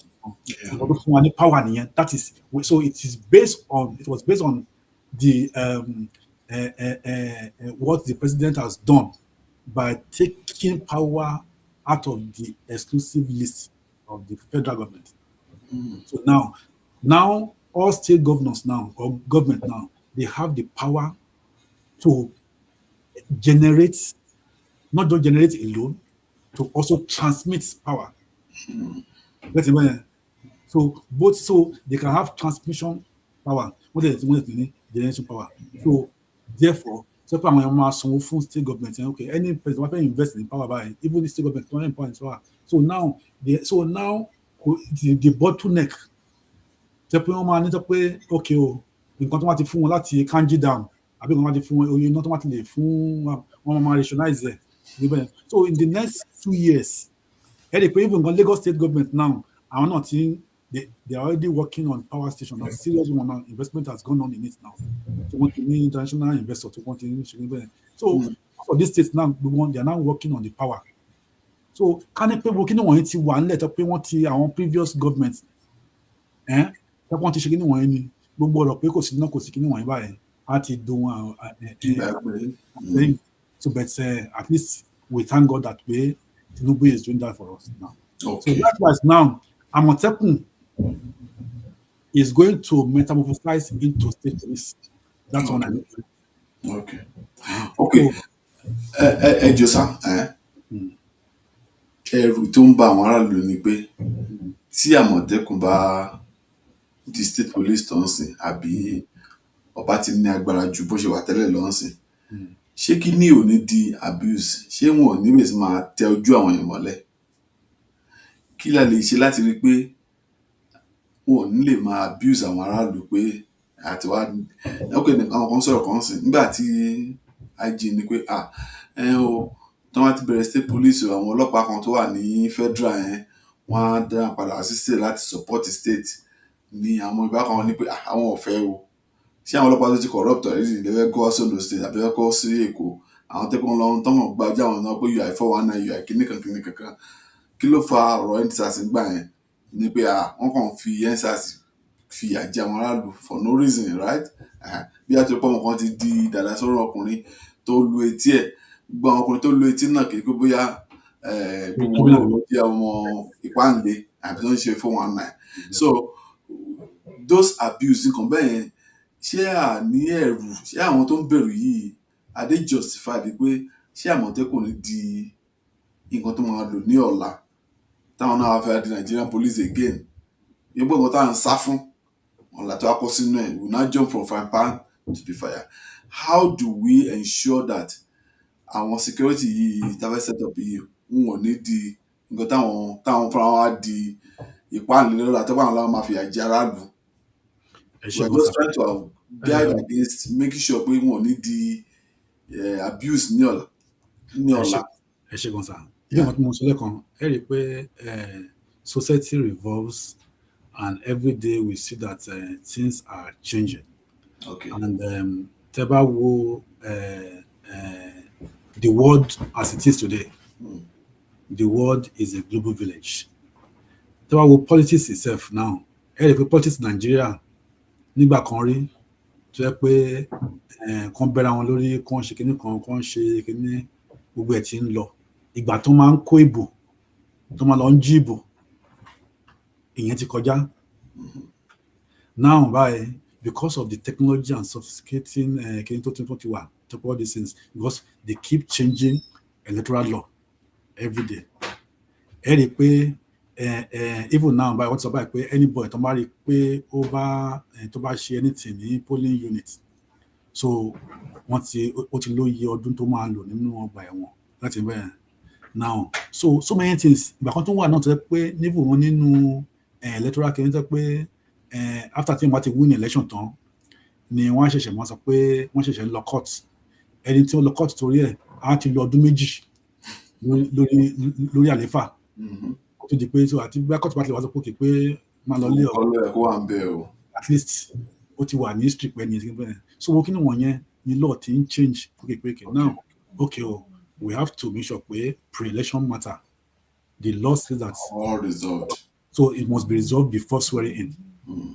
So gbogbo àwọn adájọ́ wọ̀nyẹn wọ́n gbọ́dọ̀ make sure pé wọ́n ṣe iṣẹ́ wọn kíákíá, kó make sure pé wọ́n set date, kó lè make sure pé wọ́n parí gbogbo àwọn electoral pre-election matter níbẹ̀, so that ẹni tí ó yẹ kó wà lórí àlééfà kó má wà níbẹ̀. Likewise in security tí à ń sọ yìí, ẹ rí i pé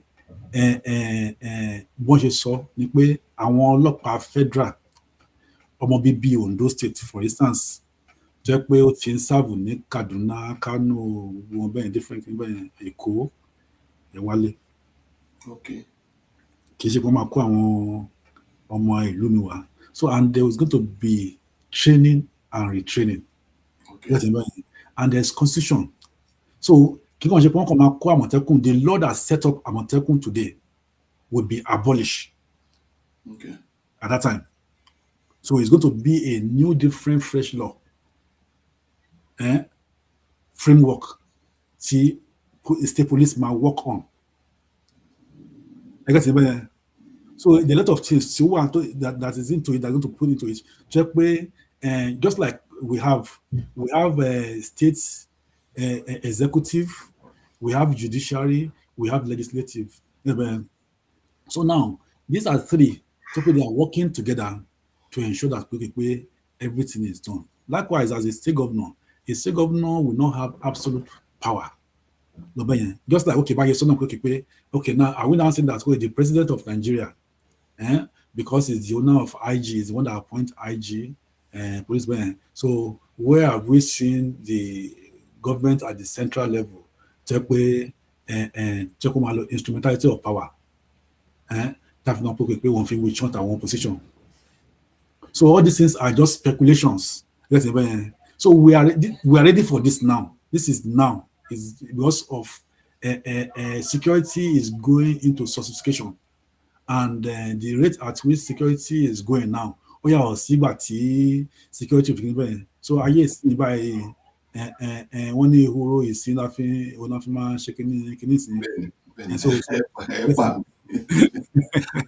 So you have said some things that are very, very key, sir. You have told us now that technology should be very key. Ìlú tàwa iná kí bóyá ní UK àwọn ọlọ́pàá kì í ṣì wà o, àbí ní Amẹ́ríkà wọn ṣì wà o. It's all over. Èèyàn ní wá ẹlọ́run àṣẹ ní wá àṣẹ máa gbọ́ ọlọ́run là ń try. Ní ìjọ ọlọ́run gan ṣé kò sí àṣìṣe, àṣẹ wà ń bẹ̀. Ní mọ́ṣáláṣí lọ́dọ̀ àwọn aláfa àṣẹ náà wà ń bẹ̀. The reason is that we are still human beings and we are bound to make mistakes, and we are bound to allow the body to use us. And but now there's a technology. Okay, agbára gbọ́pọ̀lọ́ ẹnìkan kú l'Amẹ́ríkà tẹ́ pé ó di ariwo ńlá. Kí náà fi get àwọn ọlọ́pàá yẹn? At least wọ́n ní camera láyà wọn. Before you go and arrest anybody, you have to put on your camera. So táwa nínú iná Nàìjíríà ní òní ilẹ̀ Yorùbá ní during state police. Ó kàn lè mẹ́sì máa harass èèyàn láìpẹ́ ó ti ná kámẹ́rà sílẹ̀.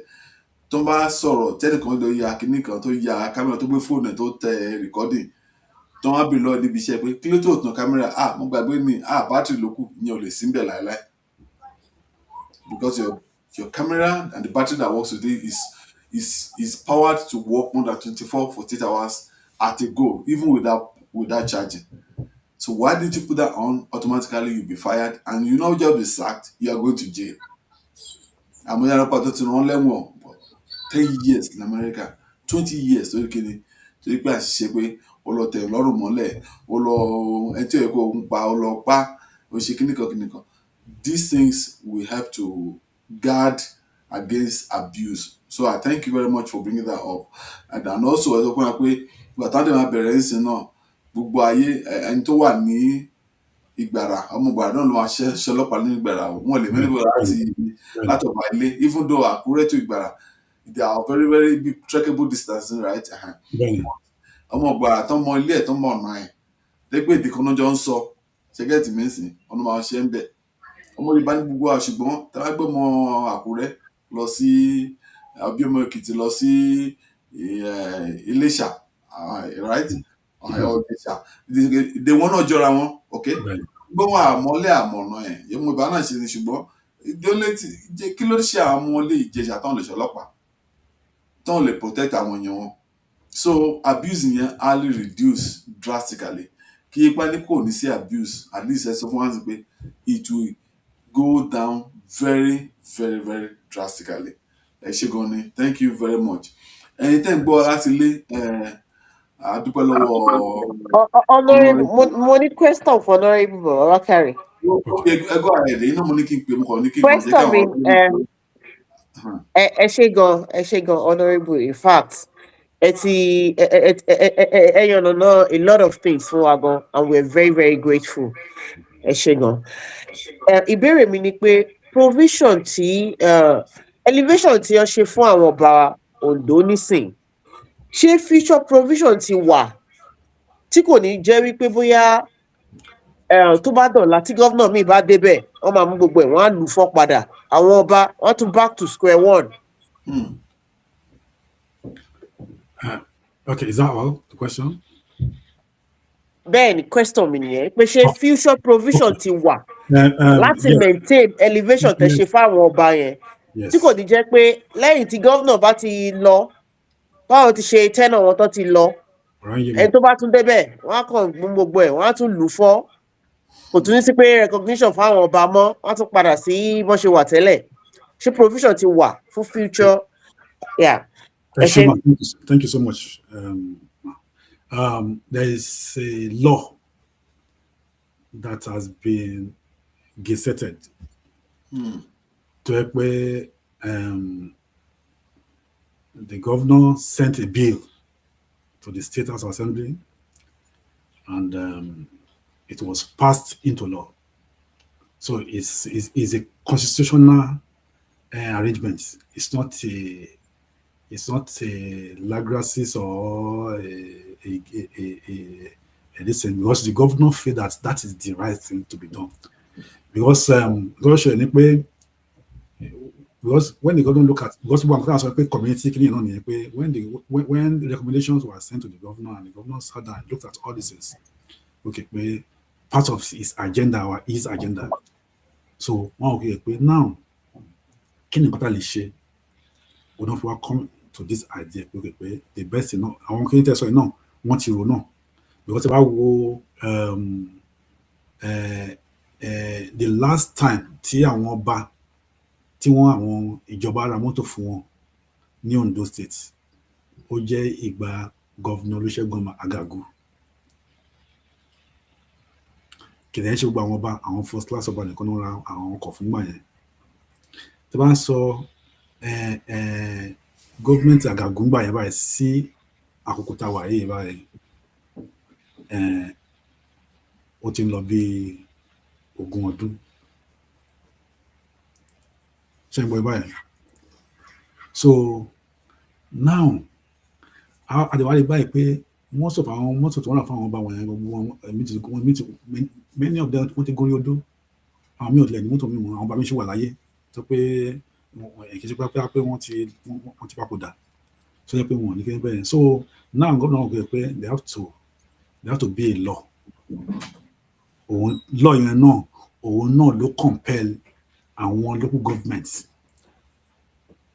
láti make sure pé oye báyìí ni wọ́n gbọ́dọ̀ máa san as salary fún àwọn ọba. So ìyẹn ti di òfin ni. So àti ti mọ́tò wọ̀nyẹn ó ti wọ òfin, kò sí gómìnà kan tó bá ń padà wá táwa change kìíní. So bó ṣe rí nìyẹn. Ẹ ṣeun gan sir. In fact, I'm really happy to hear that. Pé ó ti dòfin. It's very very important. Bá lè ṣe ran àwọn ọba wa lọ́wọ́ náà nìyẹn. Bẹ́ẹ̀ náà dẹ̀ ṣe sọ.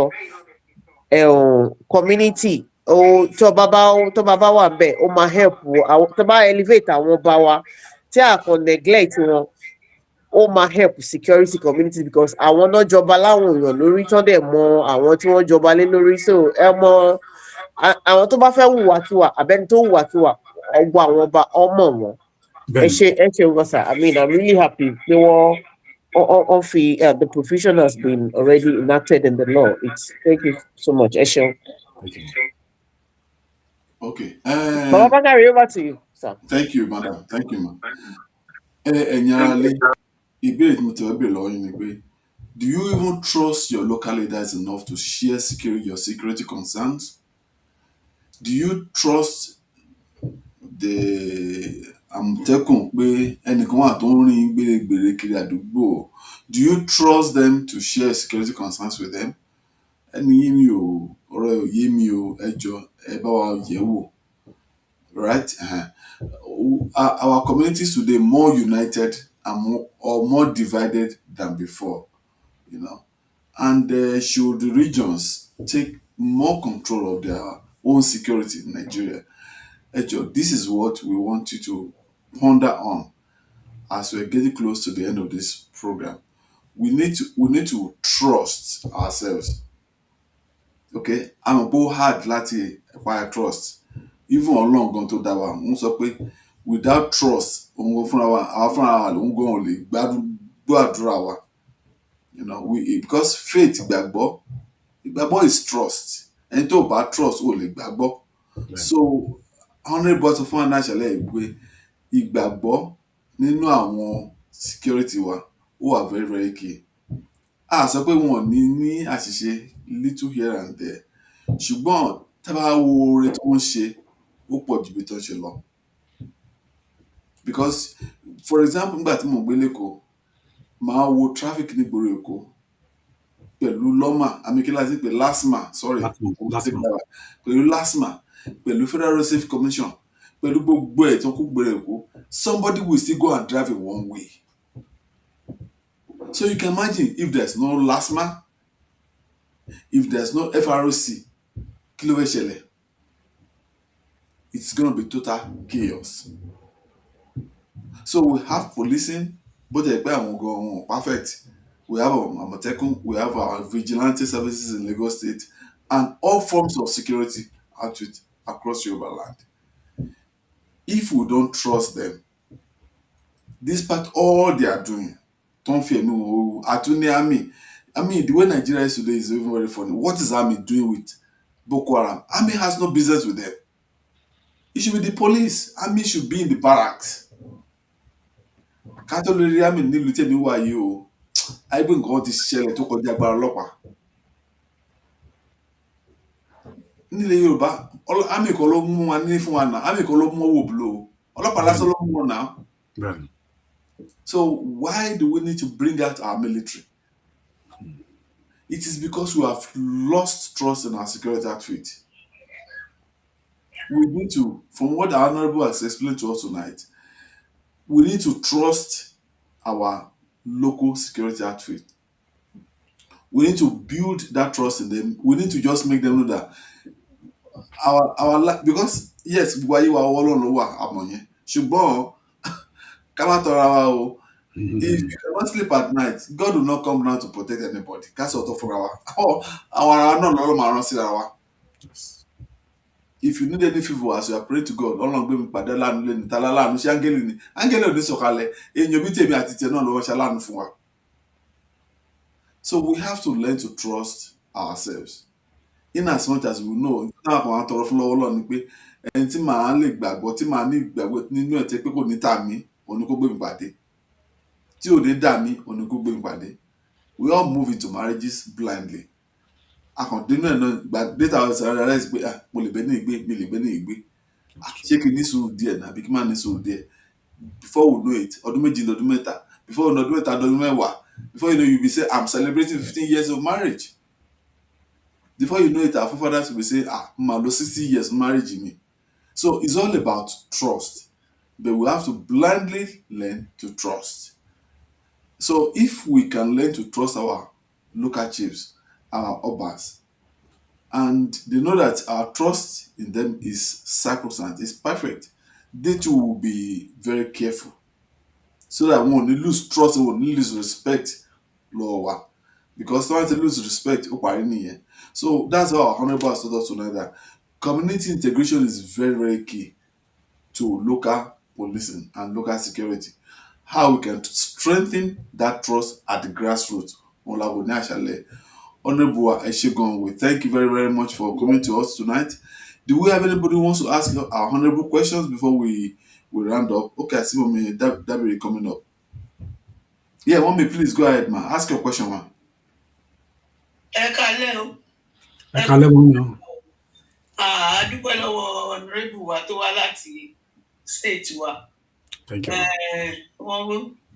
Wọ́n là wá lóye nǹkan tó ń lọ ní Ondo State. Ibi tẹ́mi fẹ́ rọ comment tèmi sí ní ọ̀rọ̀ state police yẹn. Torí a ti ní àwọn discussions kan láàárín àwọn èèyàn jàǹkànjàǹkàn nílẹ̀ wa nílẹ̀ Yorùbá. Pé tó bá máa ṣe state police yẹn, mi fẹ́ dárúkọ àwọn tó make suggestion yẹn. Pé there is no need láti sọ pé wọ́n ń kó àwọn tó ti ń ṣe ọlọ́pàá ní federal. Federal máa ní ọlọ́pàá tiẹ̀. Even oyè ọlọ́pàá ta nísìn kò ká ibi tí federal ní jurisdictions. Ṣé mọ̀ pé àwọn ìlú míì wọ́n ní federal police tó máa wà in charge ports. Ní tó jẹ́ pé airport ni. Mo rántí nígbà tí mo lọ sí Egypt, wọ́n ní fún tourists. Tó jẹ́ pé tẹ́ bá lọ sí pyramid, ọlọ́pàá wà ńbẹ̀ tí anything bá ti pínpín, wọ́n máa pè wọ́n. But àwọn state police tá a fẹ́ fresh ni.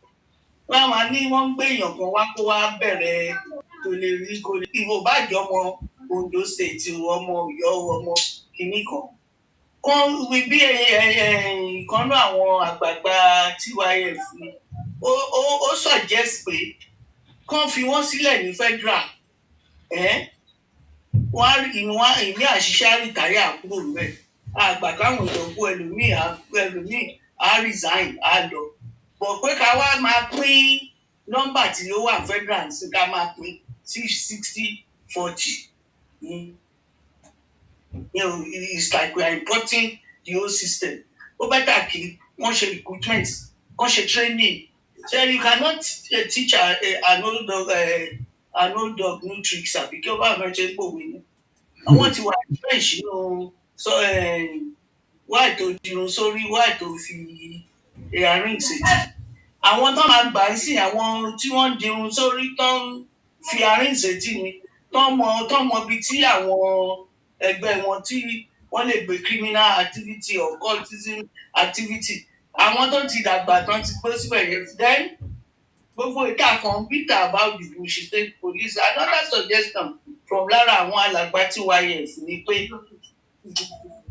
kí ìjọba just remove police from exclusive list. Then the National Assembly will know how to apportion functions for each of those for federal and kìíní kan. But àbá ìwádìí pé a fẹ́ ṣe gbá, a fẹ́ ṣàwẹ̀wé síta. Nígbà tí wọ́n fẹ́ deregulate electricity nsìn, ṣé ìjọba ò ṣe ni? Committee mélòó náà ló set up? Ó ti ń pẹ́ jù náà. Ìkíní yìí ó ń bọ̀ àwọn ládẹ́ẹ̀dẹ̀.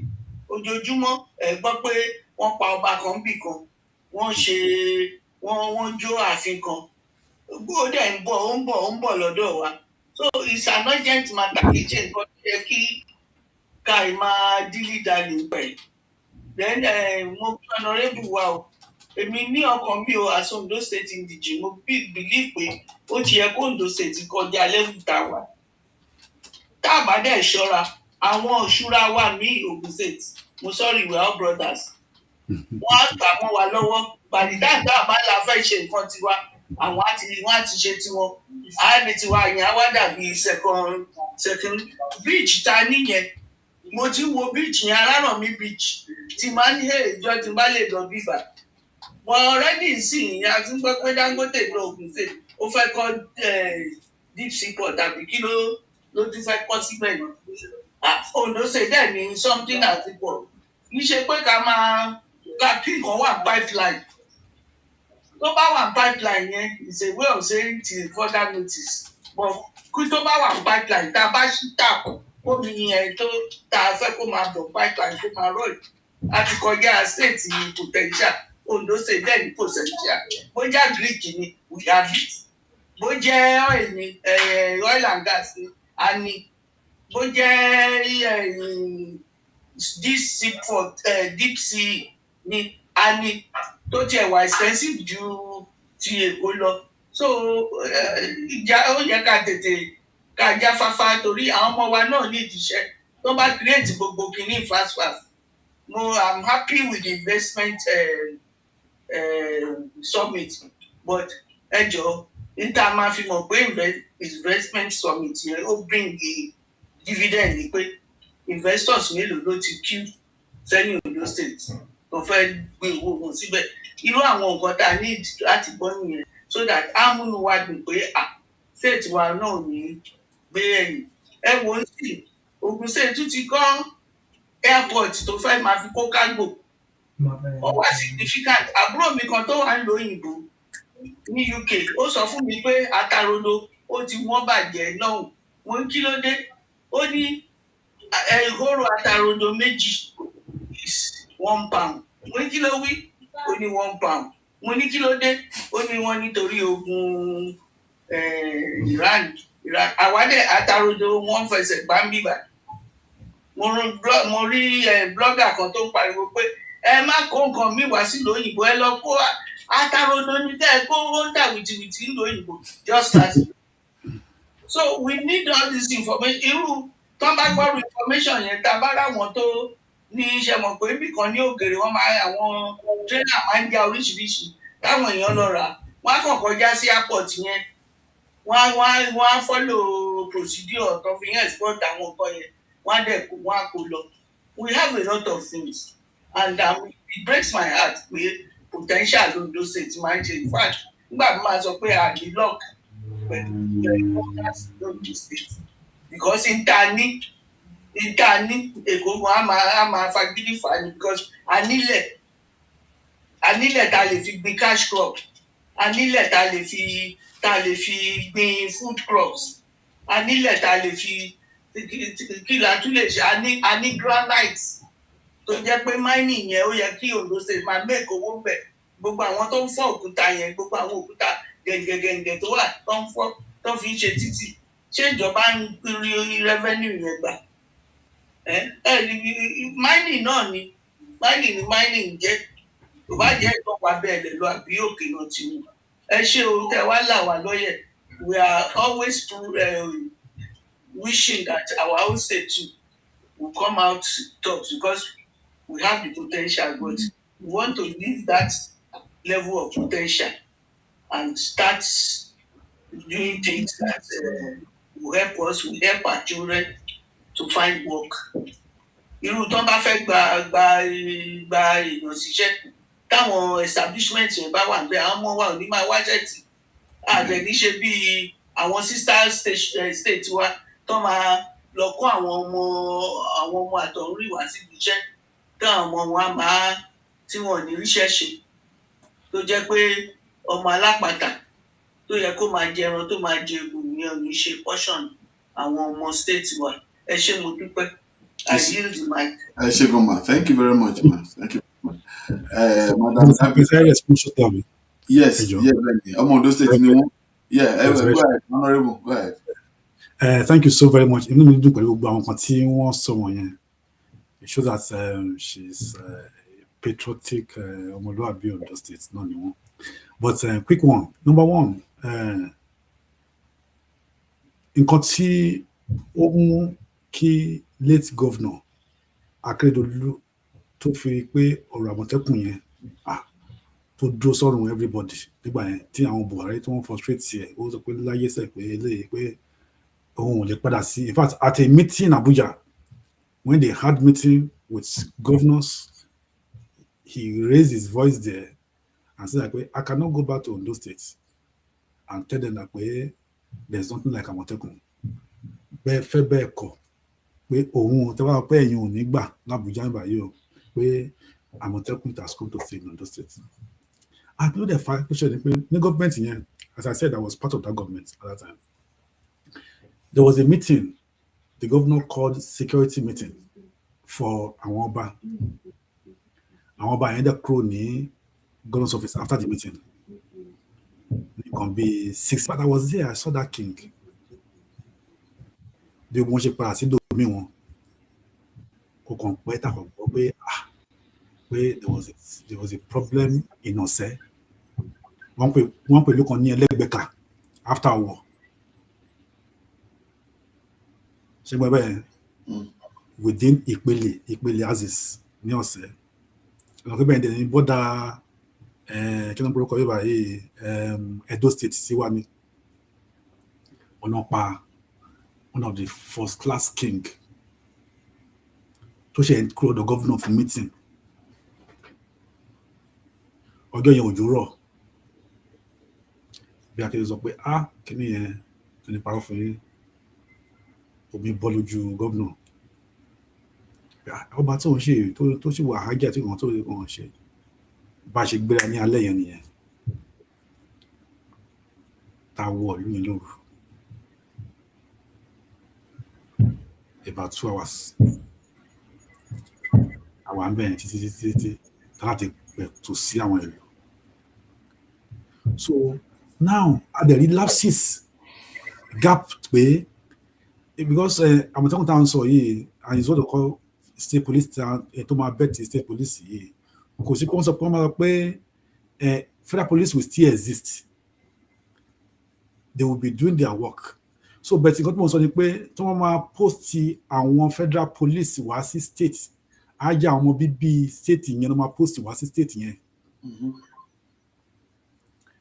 And I can beat my chest here because even from personally mo ti try rí tẹ́ pé wọn mọ̀ mí láwọn Àmọ̀tẹ́kùn yẹn wọ́n mọ̀ tí mo jẹ́ tẹ́ pé àwọn Àmọ̀tẹ́kùn they are not corrupt. Wọn ń gba bribe is part of their training pé gbọ́dọ̀ gba anything lọ́wọ́ anybody.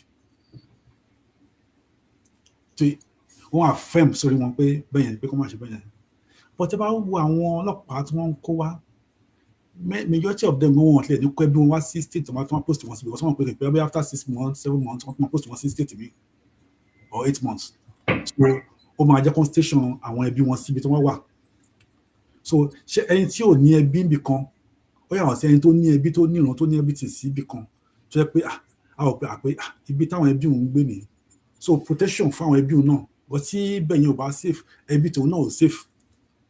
So do we need state police in Nigeria? Is Nigeria right for state police? The answer is yes.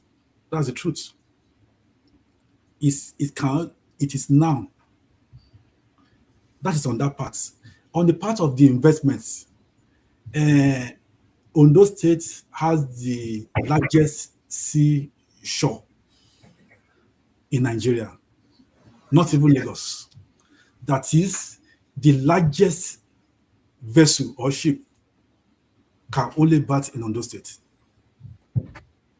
not in Lagos. So the shoreline Ondo State is the deepest. And Atigba license from Ondo Port. And we have gone beyond that. The governor himself traveled to China. Those investors who were willing or ready to come and build a seaport for us in Ondo State, they are already wanted. In fact, àwọn nǹkan tó ní pé kí state government ṣe àti fẹ́ parí ẹ̀ gan. So a gbọ́dọ̀ ṣe major road tó máa wá sí ibẹ̀ yẹn tó máa wọ bí seaport yẹn governor ti ń ṣe gbogbo yẹn. Then gbogbo àwọn tourist center gbogbo àwọn everywhere tó máa wà nínú even ní agbègbè yẹn. agbègbè yẹn pátápátá òun ni a ti ń ṣe àwọn ilẹ̀ tó yẹ kí gọ́ọ̀mẹ̀ntì acquire. So the governor has given instruction to the to the Surveyor General of Ondo State pé kó lọ mọ àwọn kó lọ ṣe gbogbo kí wọ́n kó lè mọ àwọn ilẹ̀ tí wọ́n bẹ̀rẹ̀. So a lot of things ni àti we are putting in place. Even as I'm talking to you now, bitumen, Ondo State has the largest bitumen deposit in Africa, and adẹ̀ ti bẹ̀rẹ̀ wọ́n ti bẹ̀rẹ̀ sí ń ṣiṣẹ́ lórí bitumen already as pé wọ́n ti ń ṣiṣẹ́ lórí wọ́n ti ń wa bitumen already. So wọ́n ti ń refine. So if it is the word refine or whichever word that is suitable to be used for it is already in it. Exactly. Then kò sí any state tó lè wá infiltrate Ondo State. We are aware of that, and the governor is very, very alert on that. So Ogun State cannot come to Ondo State and take over our lands. It is not possible. Gbogbo ibi tí Ìlàjẹ ibẹ̀ ni oil wà ní Ondo State. That is what made Ondo State to be part of Niger Delta Development Commission. So Ondo State is the only state in the southwest tó wà ní Niger Delta Development Commission, and gbogbo àwọn area ibi tí kìíní yẹn wà ó ti wà nínú kìíní. We have National Boundary Commission tó yẹ pé ó stipulate pé gbogbo ibi tí àwọn Ogun State fẹ́ máa de pé wọ́n fẹ́ máa impersonate wọ̀nyẹn. So well, because we are sisters and brothers from southwest, so the two governors are discussing, and the two state government, they are discussing in conjunction or in collaboration with National Boundary Commission. So there's no cause for alarm. The governor has assured us that no, we will not cede our any part of Ondo State for any state. It's not going to be possible. Ṣé ọba tó fi jẹ ní Ondo State, so wọ́n máa gbé ọba yẹn wọn àti community ẹ̀ wọ́n máa lọ sógun state. So kò possible. Gbogbo àwọn area wọn yẹn mà gbogbo tẹ̀sán wà. I'm well informed. I'm aware. We know all these things. We are fully on ground on gbogbo àwọn nǹkan báwọn yẹn. Gbogbo àwọn fears wọn yẹn mà ẹ má worry. We are and in fact ó dẹ̀ wá jẹ́ domain governor kankan nìyẹn ìlú governor nìyẹn. So ibi tí wọ́n bí wọn sí nìyẹn àwọn náà wọ́n mọ history apart from pé kò sí pé nìkan máa pètàn fún wọn pé ibi jẹ́ ibi òṣèlú. No, it's our community. It's part of Ondo State. So we won't cede it for Dangote. If Dangote wants to invest in that place, he will come to Ondo State and discuss with the government of Ondo State for that place. Eshegun Honorable, thank you very, very much. Mọ̀mí Dábìrì Eshegun fún bèrè tó bèrè. Ẹ ṣe dáadáa kí dẹ́n gbé àwọn èèyàn tó mọ policies àwọn states southwest wá sí Think Yoruba First ìrònú series wa, because I need that information. Sometimes àwọn state ń ṣe nǹkan, but the information channels wọn is not loud enough. So like all you told us that is going on, nígbọ́n kò bóyá rédíò tí ò sí nítòsí tó jẹ́ òtítì. This information should transcend even Ondo State, so that àwọn ọmọ Ondo in diaspora, meaning not only abroad, torí ẹni tó bá ti cross lọ sí state ní ó ti jẹ́ ibi diaspora ní classification tèmi. That's correct. Wọ́n mọ̀ pé nǹkan ṣẹlẹ̀ nílùú wọn, pé nǹkan ṣe fáwọn tó ṣe gbogbo nǹkan ti sọ lálẹ́ is music to my ear and I'm dancing to it. Ẹ kú iṣẹ́ Ọlọ́run náà wà lọ́wọ́. Ẹ ṣé. Eshegun ma, thank you very much, ma. Thank you very, very much, ma. As we bring tonight's conversation to a close, tonight's conversation brings us back to a simple but powerful truth. Security does not begin at the top. It begins at the grassroots. And we often focus on national strategies, federal structures, and high-level reforms. But a nation is only as secure as its smallest community. What we have had tonight is very clear. Without trust, there is no intelligence. Without intelligence, there is no security. And without community, there is no nation. And every nation is as strong as the strength of its communities. Ondo State ò lè dá tí Àkúrẹ́ ò bá dá. Àkúrẹ́ ò lè dá tí Àràkálẹ̀ road ò bá dá. Tí àwọn ìlú kéréje ọba lẹ́yìn tí wọn ò bá dá. Lagos cannot be good if Ogba is not okay. If Kara is not okay, what's Lagos? Oh, Lagos is good in the island. If island is good, I mean, if island is not good, Lagos cannot be good because as what about Ojú if Ondo State is not good, it will affect Yoruba land because that is the entrance to Yoruba land. Nígbà tí Yorùbá, according to history, tó ń lọ bá àwọn ará òkè Ọjà, ṣebí Òṣogbo ni ìjà ti ṣẹlẹ̀ ńgbà yẹn tó ń borí wọn. But many Yorubas were sleeping in their homes. Wọ́n mọ̀ pé ìjà ayérayé ni wọ́n jà lọ́jọ́ yẹn. We fought that battle and we won. If not for that battle that was fought and won by kí lórúkọ Balógun yẹn gbà ní Ìbàdàn, Balógun Ọ̀dẹ́rìnlọ, right? Tí ìbá ṣe àwọn tó jẹ àjà yẹn pẹ̀lú àwọn others tó ń borí nígbà yẹn, ní èní àmà máa jẹ́ Déjì of Àkúrẹ́ land, a máa jẹ́ Emir of Àkúrẹ́ land màní. Kò ní sí kò tó jẹ́ Láàfin of Ọ̀yọ́, Emir of Ọ̀yọ́ la máa jẹ́. So security starts from the community, starts from ìlú kéréje, not ìgbàdá pé yes, Àkúrẹ́ is the state capital, Àkúrẹ́ ti wà okay. Tí gbogbo àwọn ìlú kéréje Dánrè, Ondo, Ilẹ̀-Olújì tó bá wà okay, Ondo State ti wà okay. Tí ọ̀rẹ́ bá wà pa, ẹ̀pọ̀ ọ̀rẹ́ wà okay, Òdìgbò wà okay, kí ló ń jọ́rẹ̀? So our history reminds us, especially Yoruba context, and during the First Republic, that when communities are empowered, connected and engaged, security becomes a shared responsibility, not just a government duty. And we have seen from Ondo State's example tonight, where they've built and upgraded the Obas. They've empowered them marvelously in a way that they too can feel that they are part of the government. They can feel that they are part of the system. They can feel that they are part of the power brokers in the state. And in this way, it will be easy for the governor to sleep at the capital when he knows that all the Obas are working hard to secure the state. So, but when that connection breaks, insecurity finds space to grow.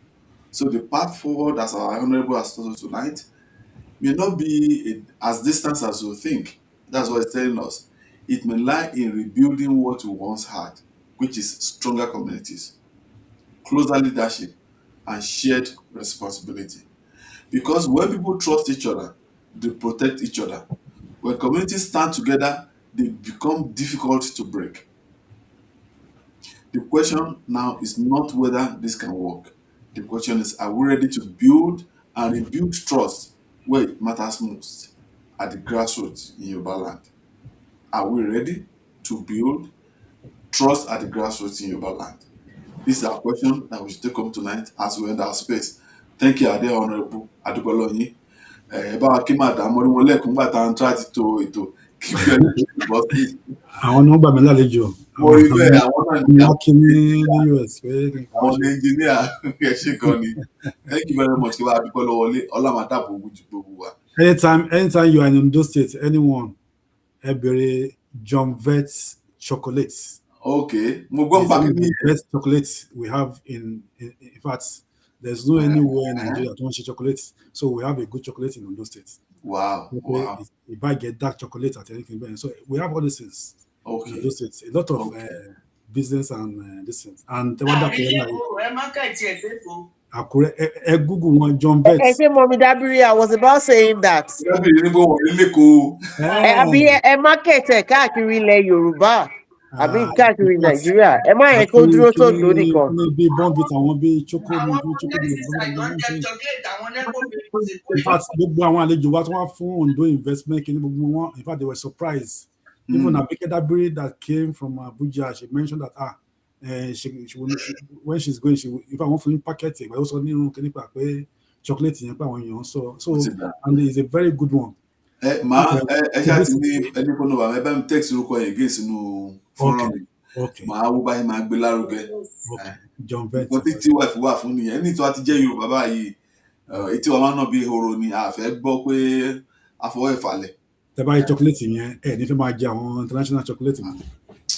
àní pé ká ó dàgbà tí mo ń ṣe ní Ikogosi Home Spring mi ò like lọ ṣe weekend mi anywhere ju Ikogosi Home Spring lọ torí kò síbi tí mo ti lè wọnú odò nínú swimming pool tó omi máa warm sí mi lára tẹ́ pé natural ni kí wọ́n pọ́ wọ́n warm ẹ̀mí kan pẹ̀lú machine àbí kankan, you know. So it's always good we have too many things that God has blessed us with in Yoruba land.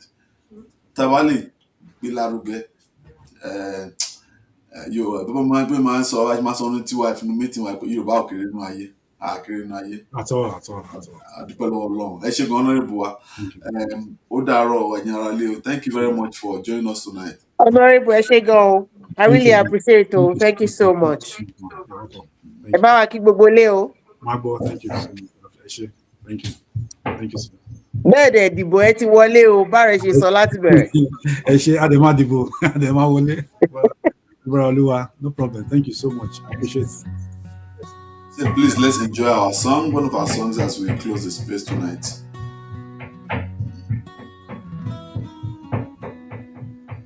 Ilé wa sunkún lábẹ́ ìrì. Àwọn bàbá wa wọ́n wà lókè. Wọ́n filẹ̀ yìí sí ọwọ́ wa. Ṣùgbọ́n a gbàgbé ohun tí wọ́n sọ. À ń jagun ara wa lójú ọ̀nà. À ń ta ìtàn wa lọ́wọ́. Bí a kò bá rántí ibi tá a ti ń bọ̀. Báwo la ṣe máa mọ ibi tá a lọ? Ẹ̀jẹ̀ àwọn bàbá ṣì ń pè wá nínú afẹ́fẹ́ ilẹ̀ Yorùbá.